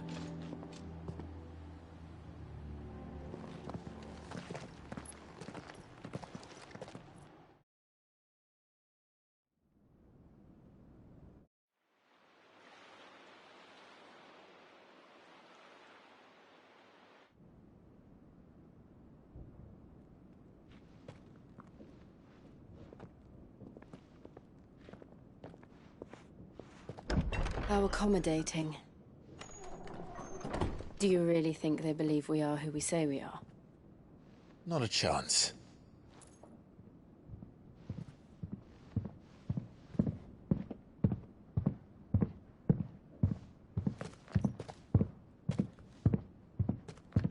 Right, I guess. My uncle believes we're imposters here to rob him.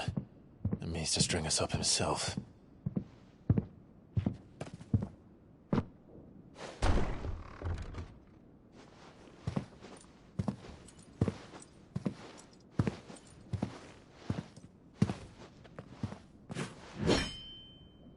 Imagine my surprise when I was told my nephew had come to visit.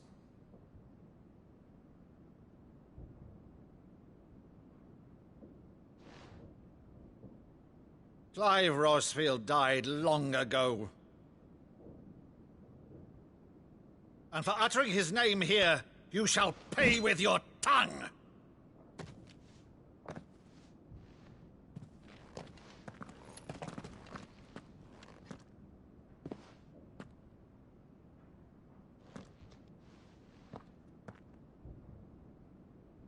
You would mock me as well?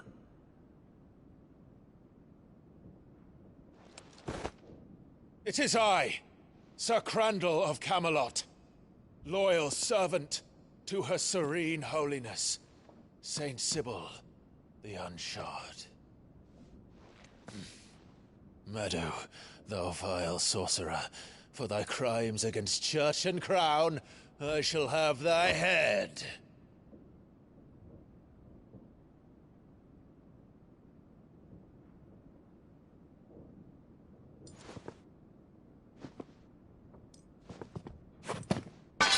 Curse thee, infectious flax wench. Even in death, must thou plague me still? Very well. I shall open the gates of hell, that thou might see thy charge once more.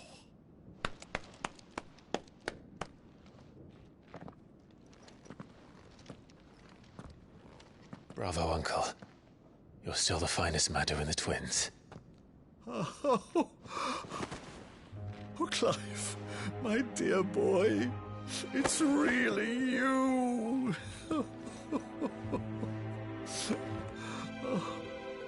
You always were fond of that scene from The Saint of the Sanctuary. Never did let me play Sir Crandall.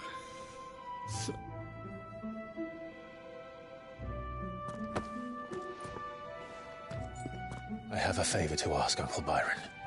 Rutherford, inform the kitchens. There'll be guests. We dine immediately. But, Uncle... You can't very well regale me with the tale of your miraculous preservation on an empty stomach. Go on, sit.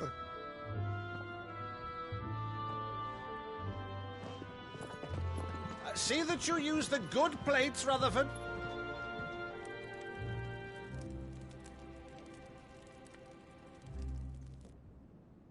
So you arrived late to one of her cullings, did you? Since becoming Vicereine, Annabella has been a constant thorn in Rosaria's side, but these atrocities are a new low. Something has changed. Quite what, I don't know, but the woman we knew is gone, and a monster sits in her place. A monster? For better or worse, I've been charged with governing this town, and thus must maintain the illusion of obedience. That's all I can do to aid Wade and his merry band of revolutionaries. So he's told us. You have risked much for Rosaria. Our nation will be forever in your debt.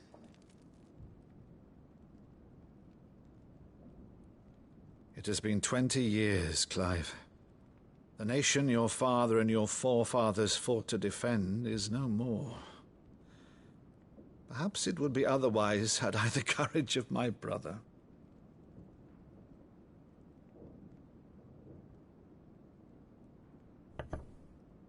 All right, if it's a ship you require, a ship you shall have.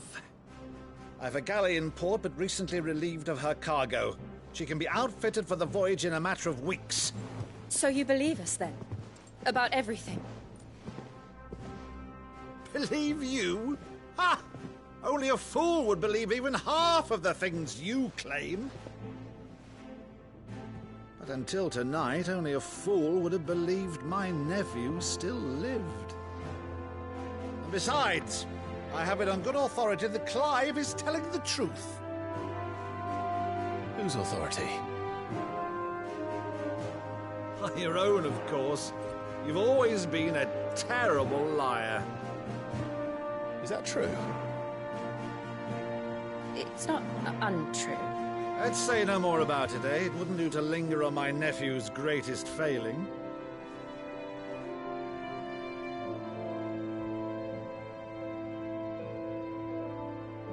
The one thing I cannot believe, though, is all this about you being Sid. You were always such a good boy, but now you're quite the outlaw. Which, if I'm not mistaken, would make me an outlaw's uncle. Right then, who shall we pillage first?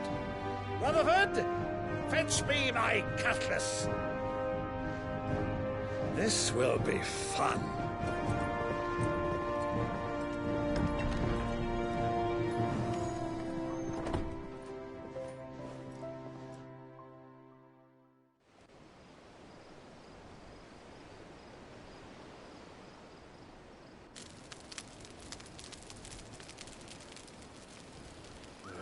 Over there.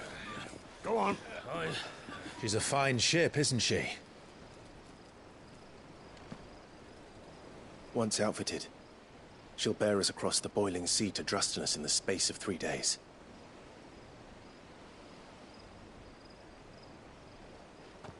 Something on your mind?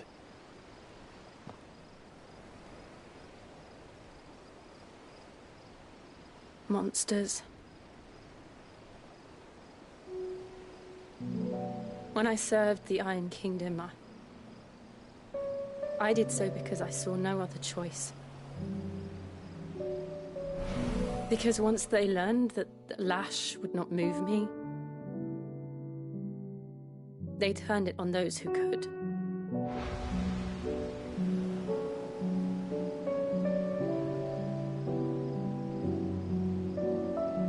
And so I became their puppet. I let them pull my strings, telling myself it was not my hand that swung the sword, but another's. I removed myself from the truth so I wouldn't feel the pain it caused.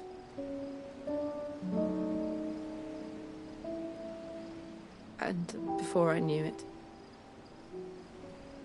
I no longer felt anything. Anything at all.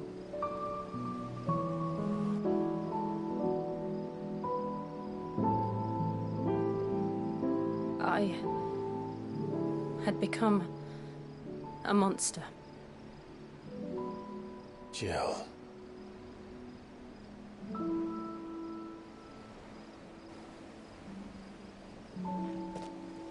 I don't want to be a monster, Clive.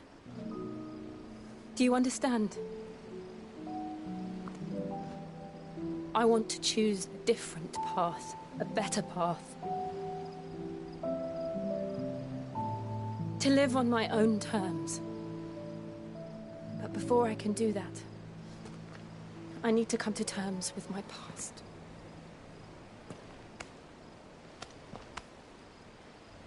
And when you do, I'll be standing there with you, just as you stood with me.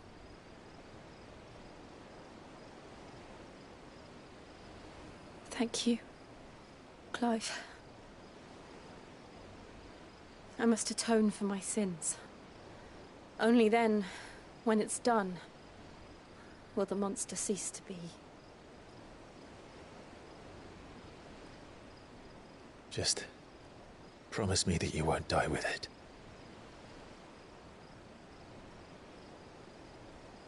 Now, let's get some sleep. The journey back to Benamir is long, and there is much to tell the others.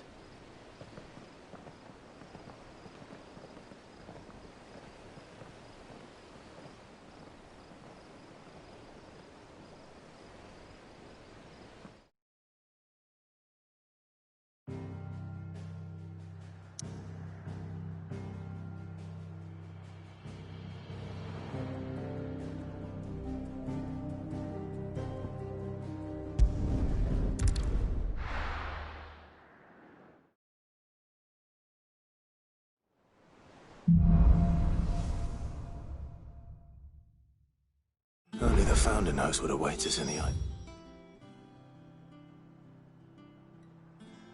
Kingdom. But Vivian could probably make an educated guess.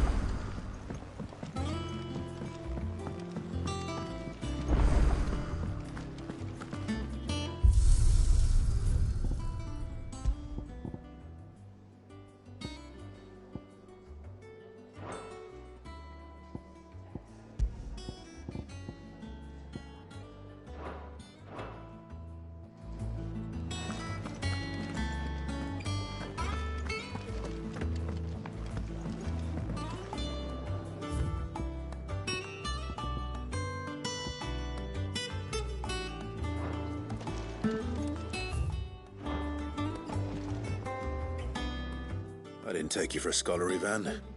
Oh, this? Well, it's Valisthea, a culinary pilgrimage. I borrowed it from old tomes. Seems there's no creature in the realm so foul it can't be cooked up into something delicious. Think I'll stick to the unfoul ones, thanks. Oh, where's your sense of adventure, Sid? Honestly, one glance at these recipes, and even you would trade in your sword for a butcher's cleaver. From spit roasts to sweetmeats, this book has them all. What I wouldn't give to bring these recipes to life. If it's my blessing you're hoping for, then by all means. Well, I'm no hunter, Sid. The first tunnel worm I came across would be the death of me. But you're made of sterner stuff. Would you help me resurrect one of these recipes? Something tells me you won't be taking no for an answer. Fine, I'll help. Fantastic! Thank you. So, dare I ask what's on the menu? Chance's Stew. It was once a favourite among the gourmands of Oriflamme, if the author is to be believed. Though Molly's never heard of it. The only problem is that while the recipe is extremely detailed in most respects, it's infuriatingly cryptic as to the main ingredient. A beast, no doubt. Most likely something that would make easy work of a simple cook with more broth than brawn, but unwanted violets. I've no idea what they might be. Does the book say anything else? Well, only that the sweetest violets sprout atop the bed of roses. Roses. Rosaria, perhaps? One of the butchers in Martha's Rest might know something. I'll ask next time I'm there.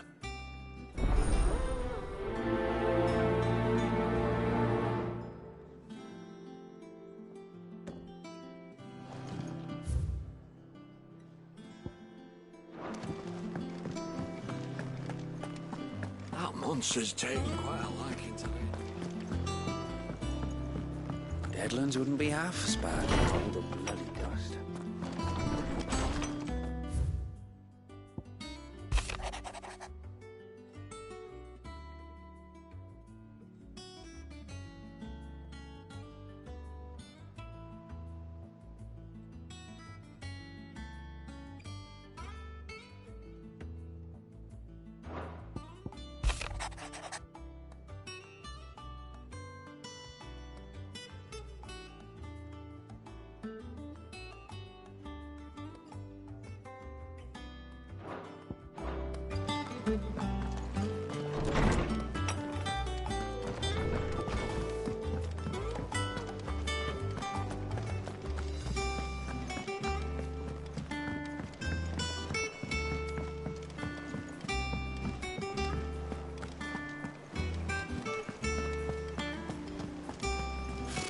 Typical nobles. How did we never There are hear? new billets being posted every day. Clive! Oh, am I glad to see you? Is something wrong? It's Blackthorn. He ain't himself. And if I'm honest, he ain't been for a while. Normally it only takes a couple of drinks to perk him back up, but not this time. Something's getting him down. And whatever it is, he ain't telling. It's like he's lost his spark, you know? He's barely got enough fire in his belly to get the ump about stuff. But I'm thinking he might if we both bent his ear, because he respects you, innit? So, what you say?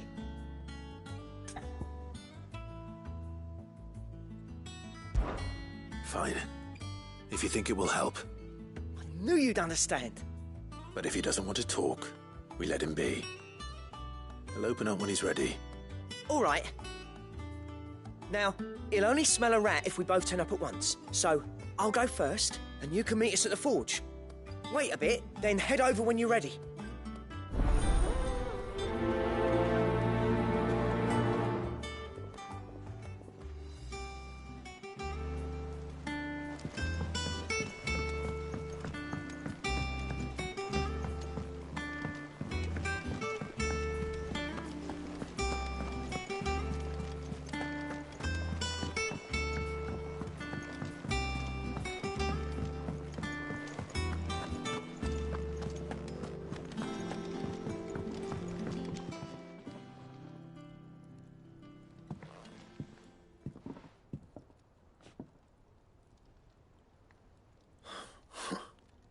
First August, and now you.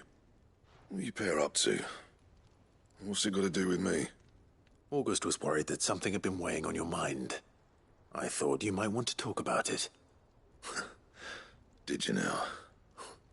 I told you not to stick your nose in my business. What'd you go and do? Clive just wants to help, innit? What's so bad about that? Talk to him. You never know, you might feel better for getting it all out in the open. Please, mate. I'm worried about you.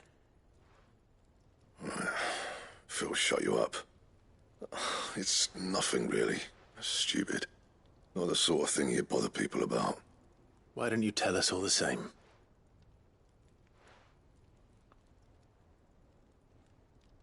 Karen and I have an arrangement. I keep an eye on Goots, and she shows me what the competition's up to. Interesting arms and armor, things like that. Anyway, the other day, she shows me a cuirass she's come by. Masterpiece of level work. Light, supple, and tougher than it had any right to be. Made my stuff look like heavy, clumsy shit. I should have brought the bastard thing there and then just to study it, but I was too proud. And now every time I reach for my hammer, I'm reminded that I'm not the craftsman I thought I was. There. You happy? You got what you came for. Now piss off. All right. We're going.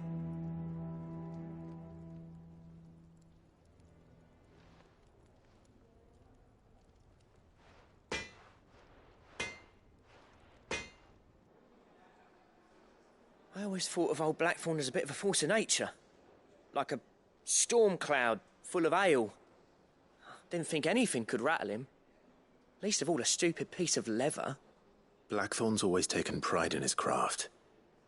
Questioning it means questioning himself. Something tells me this is only going to get worse. If he has doubts, it will affect his work, which will only add to his problems. We need to nip this in the bud. I couldn't agree more. He said he should have bought that cuirass. Perhaps we should track it down for him. Assuming you're happy to help, that is. Too bloody right I am. Glad to hear it. First things first, then. We need to speak to Karen.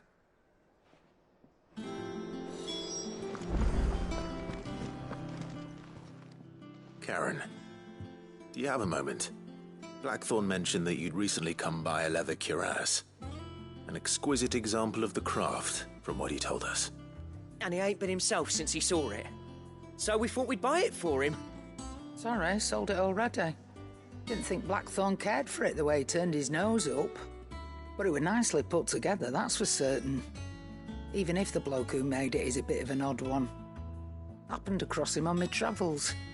Makes all his stuff to order, but the fella who commissioned it refused to pay. He didn't like the colour of summit. So I took it off his hands for a fair price. You don't know where we might find him, do you? Like I said, he's a bit of an odd one. Doesn't even have a workshop. He don't trust hunters neither, which means he spends as much time out tracking beasties as he does working their hides.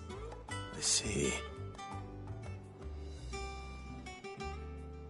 He did tell me something, though. Apparently, his next commission's for a set of griffin hide greaves. Here, there's a griffin on the hunt board. The curse breakers were placing bets on who'd bag it. Now, where the bleeding hell was excited? Somewhere in Sambrec, maybe... Care Northern, that was it. Thank you, Karen. We'd be lost without you. At least you admit it. So, it sounds like going after that griffin might be the best chance we have of finding our roaming leatherworker. I'll leave the hunting to you if you don't mind. While you get on with that, I'll ask around the markets. See if I can't sniff out who he is and where he's hiding. Good idea. Hopefully one of us will be able to track him down.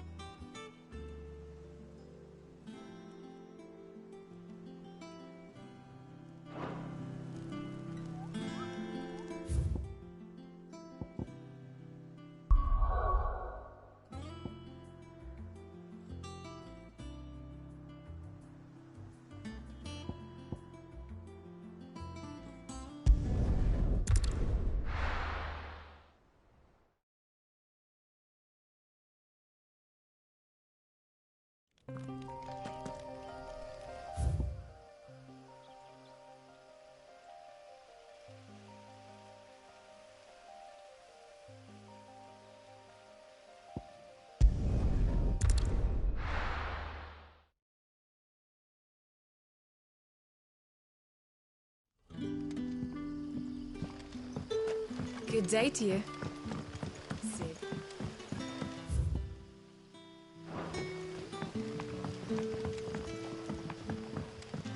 The crystals we get from the tail of all the...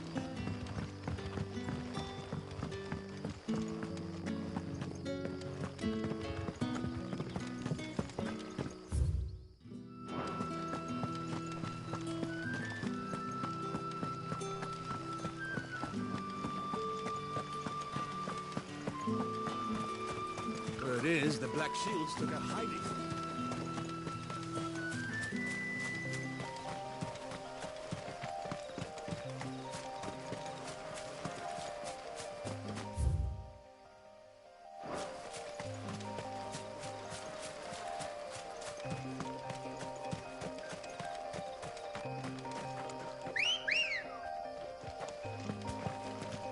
Let's go.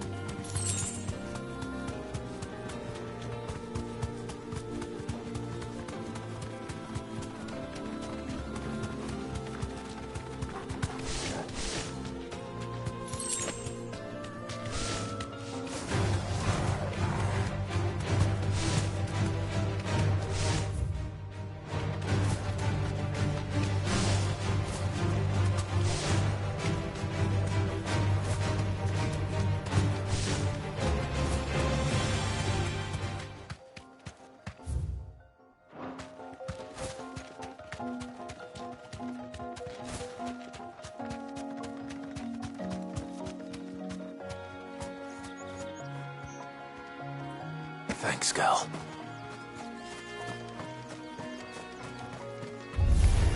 Take them!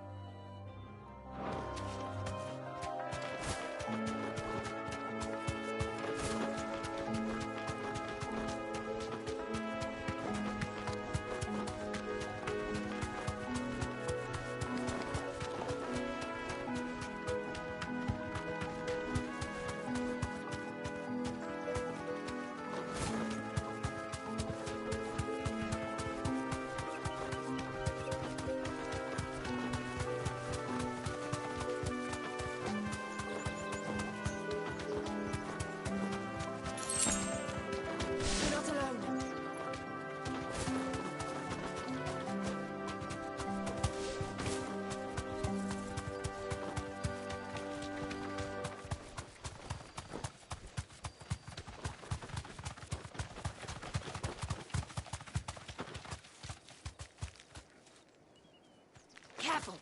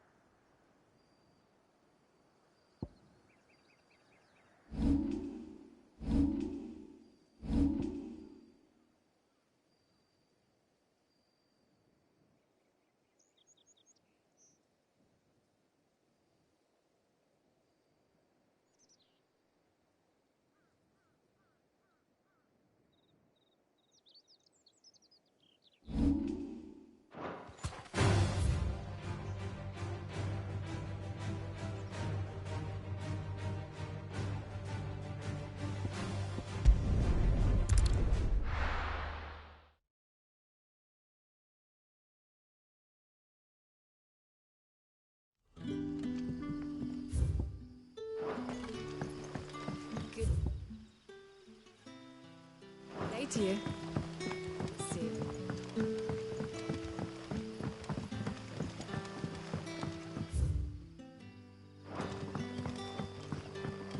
You're quite talented with that rod of yours.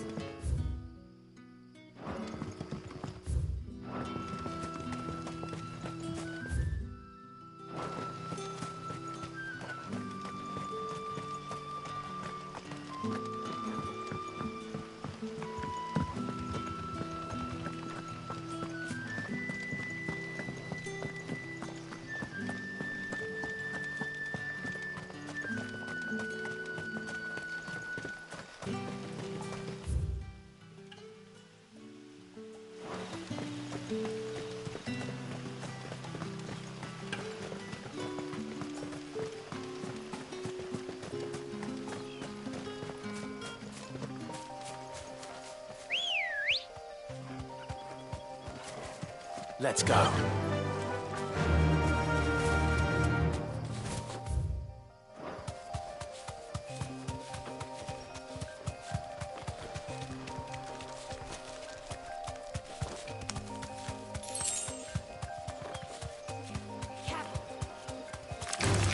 Time to fight.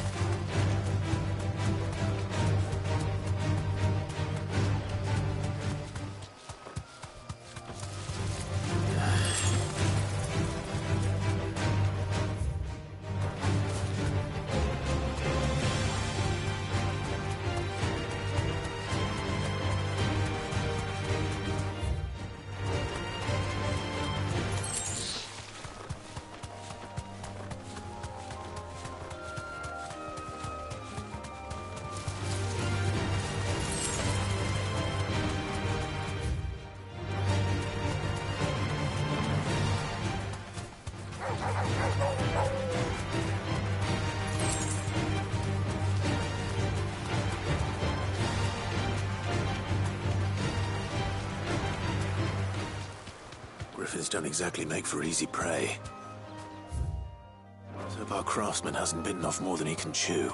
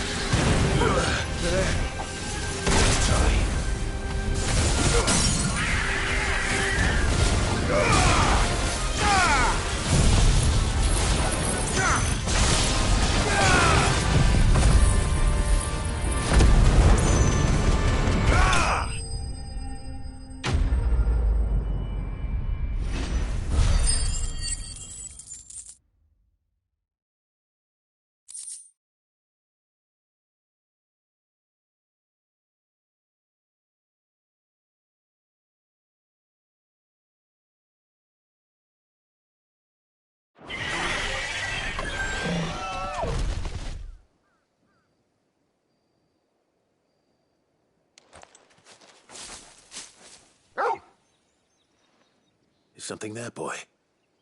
Oh.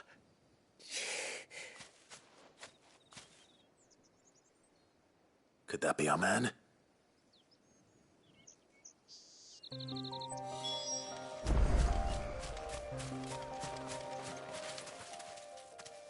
Are you all right? Dare say I'll survive. That griffin caught me before I could get an arrow off. Must have lost sight of me in the grass, though. I'd be dead if it hadn't. More likely than not. The name's Camille. I'm a lowly leather worker, if you couldn't tell by the smell of me. Not so lowly from what I hear. Do you remember selling to a merchant by the name of Karen? She's not an easy woman to forget. Bought a cuirass from me after I lost my buyer. Quite taken with my work, as far as I recall. Didn't stop her bartering me down to a pittance, though.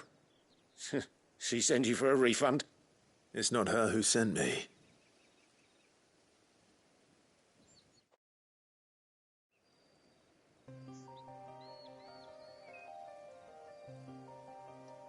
Well, consider me flattered. You should be. He's a master of his art, and not an easy man to impress. Blacksmiths are proud folk. It's a rare thing indeed for one to praise a glorified tanner. And I don't imagine an impressive swordsman like yourself would be getting your steel from any but the best. I'd dearly love to help a fellow craftsman, but...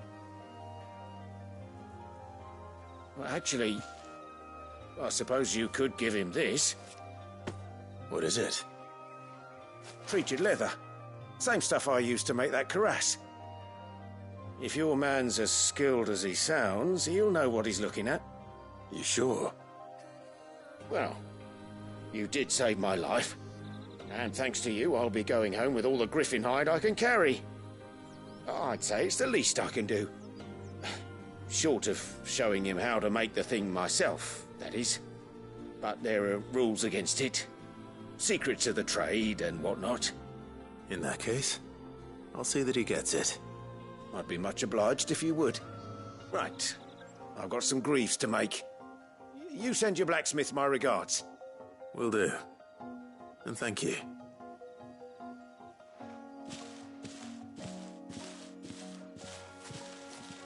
Hopefully this will sweeten Blackthorn's mood.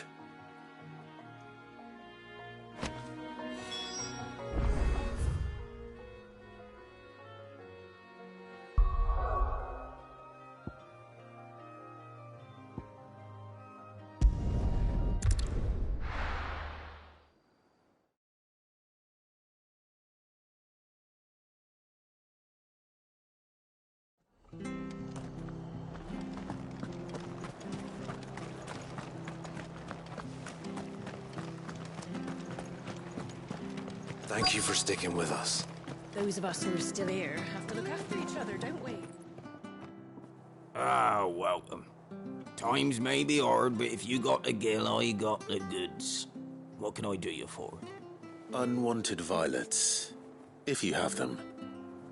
Though I'd gladly settle for learning what they are if you don't. Why, I haven't heard folk call them that since I was a lad. You're looking for scorpion tails. Unwanted violets is what folk used to call them back in the day. They turn a wicked purple when you boil them up, hence the name. Used to chuck them in the pot when there weren't nothing else on offer, when there was a war on, that sort of thing. Thankfully, times aren't yet as hard as that. And even if they were, you wouldn't find anyone selling them these days. Do the scorpions still live nearby? I dare say they do. 3 reeds would be your best bet, if memory serves. Thank you. You've been most helpful.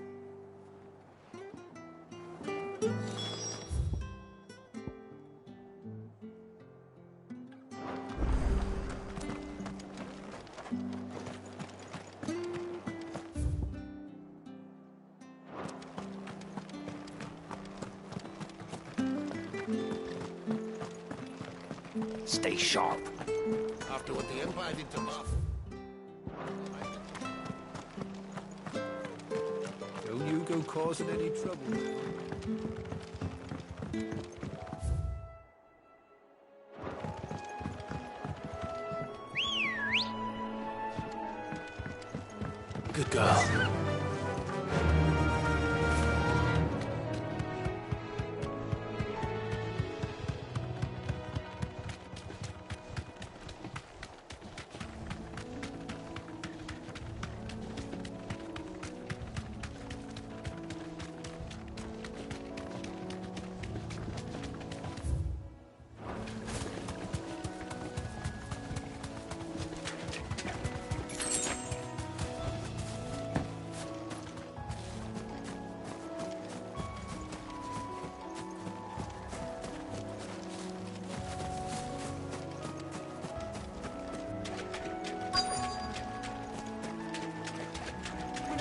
Scorpions.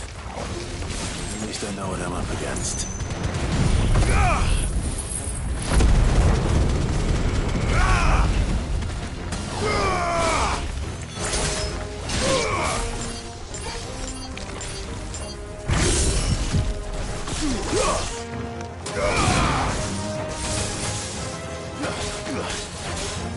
Waken winds!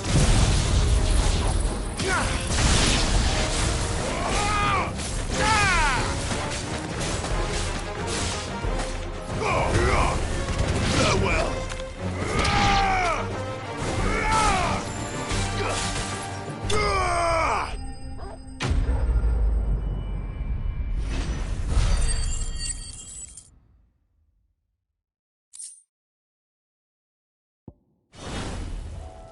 I better get this back to Yvonne.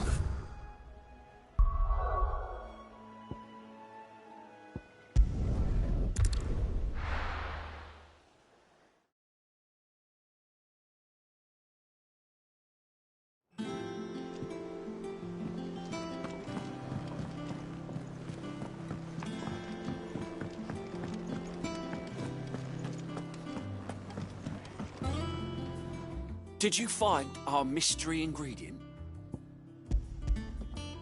I did indeed. Marvellous! Let's see. What am I supposed to do with this? It's poisonous, surely. You wouldn't be wrong. But that's your unwanted violet. Into the pot it goes, I suppose. Wait here. I won't be long.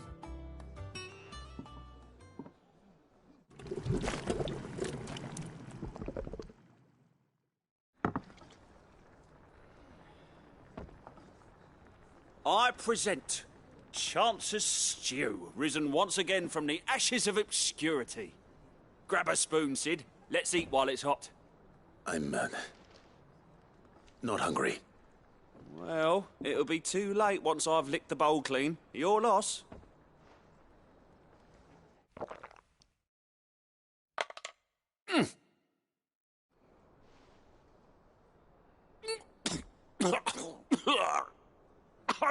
Odin's teeth.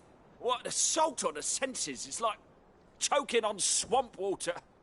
And yet, up through the pungency, there rise complex, meaty notes. It takes a moment to recover from such an onslaught of flavours, but never have I tasted anything so fine. Thank you, Sid. Thank you.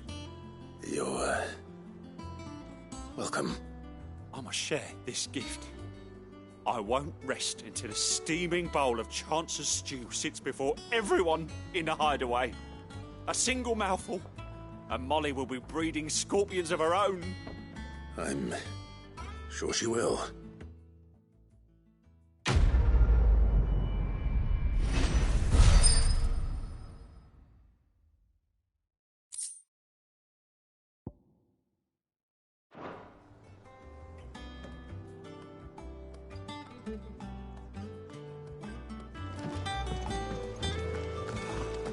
That monster's taken quite a liking to Lady Karen. And with a bit of luck.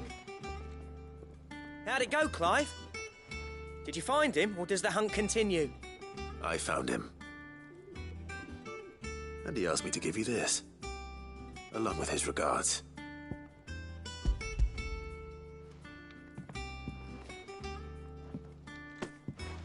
You're joking.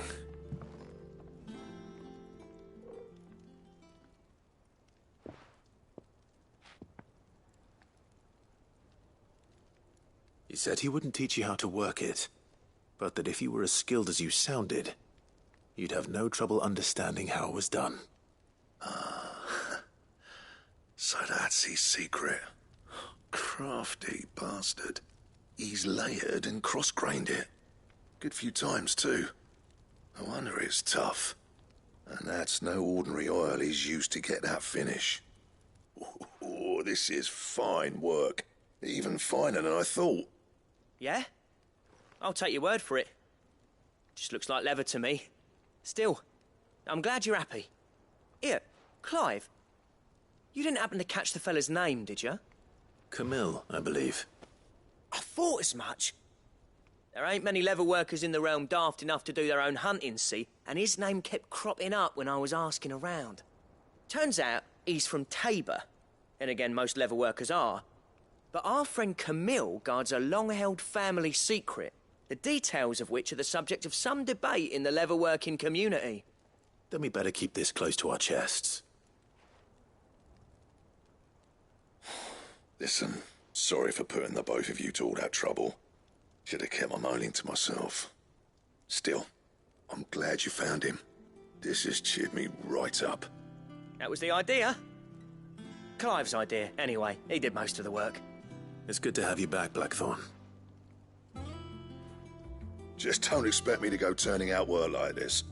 There's a reason he does his own hunting. He knows exactly what hides to look for. And that's how he gets them to layer up so nicely. And don't get me started on how much oiling this leather would need. But I reckon I can make something about as good. Something a Cursebreaker will have no trouble caring for. Anyway, enough nattering. I've got work to be getting on with.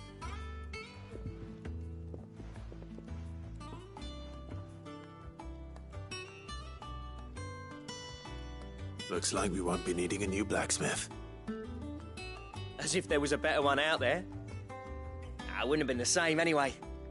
No one spins a yarn like old Blackthorn in his cups. Right, now that's sorted, I've got duties to attend to. Thanks, Clive. You've given me my mate back.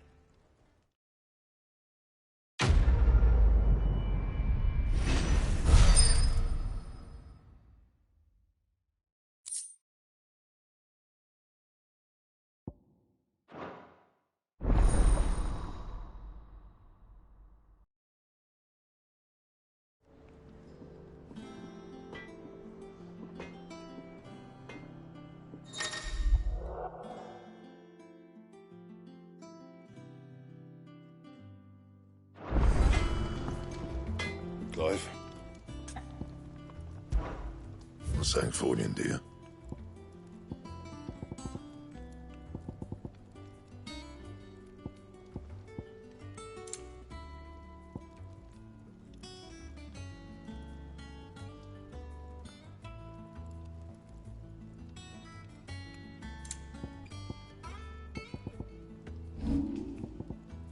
That it? Fine. Monster's taken quite a liking to Lady Camp.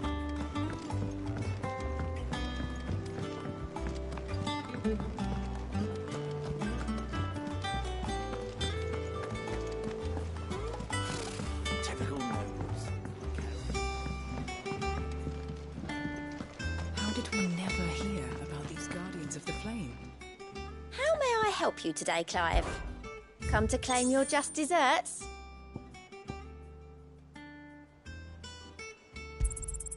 All yours.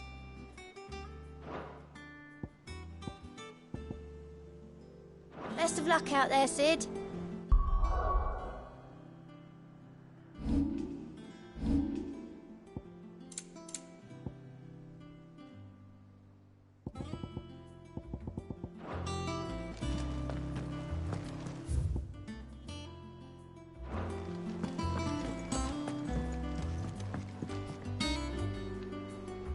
Back again, Lord Rosfield. I'm touched that you should find me such good company. It is not your company, but your counsel that I seek on this occasion. Ever the charmer. What will it be today, then? The Iron Kingdom. I need to know what to expect. You'll soon be setting sail for Drake's Breath, then, I take it. The mother crystal that rises from the boiling sea. There was a time when a true-blooded Rosarian had only to brave the waves to visit it. But then the Ironblood made their move.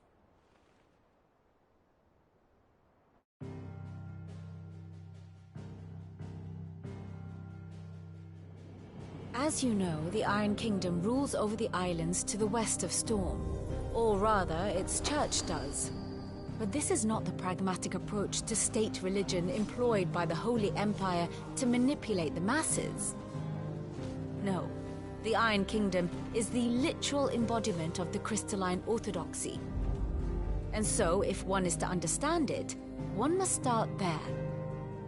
As the name implies, the orthodoxy holds the Mother Crystals sacred, and they do not take kindly to heathens plundering the objects of their worship for the means to fill washtubs and light lamps with frivolous feats of magic. Indeed, the faithful consider ether a sinful thing, a poison no less. And to them, a dominant is an instrument of evil, albeit one they have proven only too happy to turn against their enemies. Some 80 years ago in Northern Storm, Drake's eye collapsed. Soon after, in pursuit of ether and with the blight at their backs, the Northern Territories descended upon the Grand Duchy of Rosaria.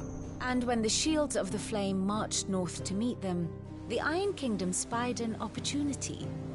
A few short days later, the Crusaders landed on the island of Mount Drastanus, home of Drake's breath, and plucked it from the duchy's grasp. Rosaria tried to reclaim it, of course, but to no avail. I doubt more than a handful of duchy men have set foot on its shores in your lifetime. Nor are they like to again, under the Empire's stewardship, meaning the Iron Blood will keep their island, and with it, the foothold they need to march on mainland soil when next they spy an opportunity.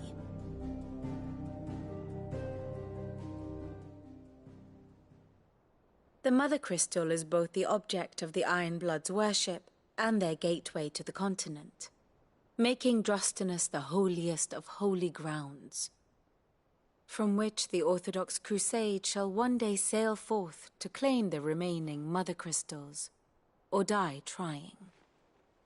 My father and my grandfather both traded blows with the Iron Blood for control of Drake's breath. Had things unfolded differently at Phoenix Gate, we would have sent our entire fleet against them.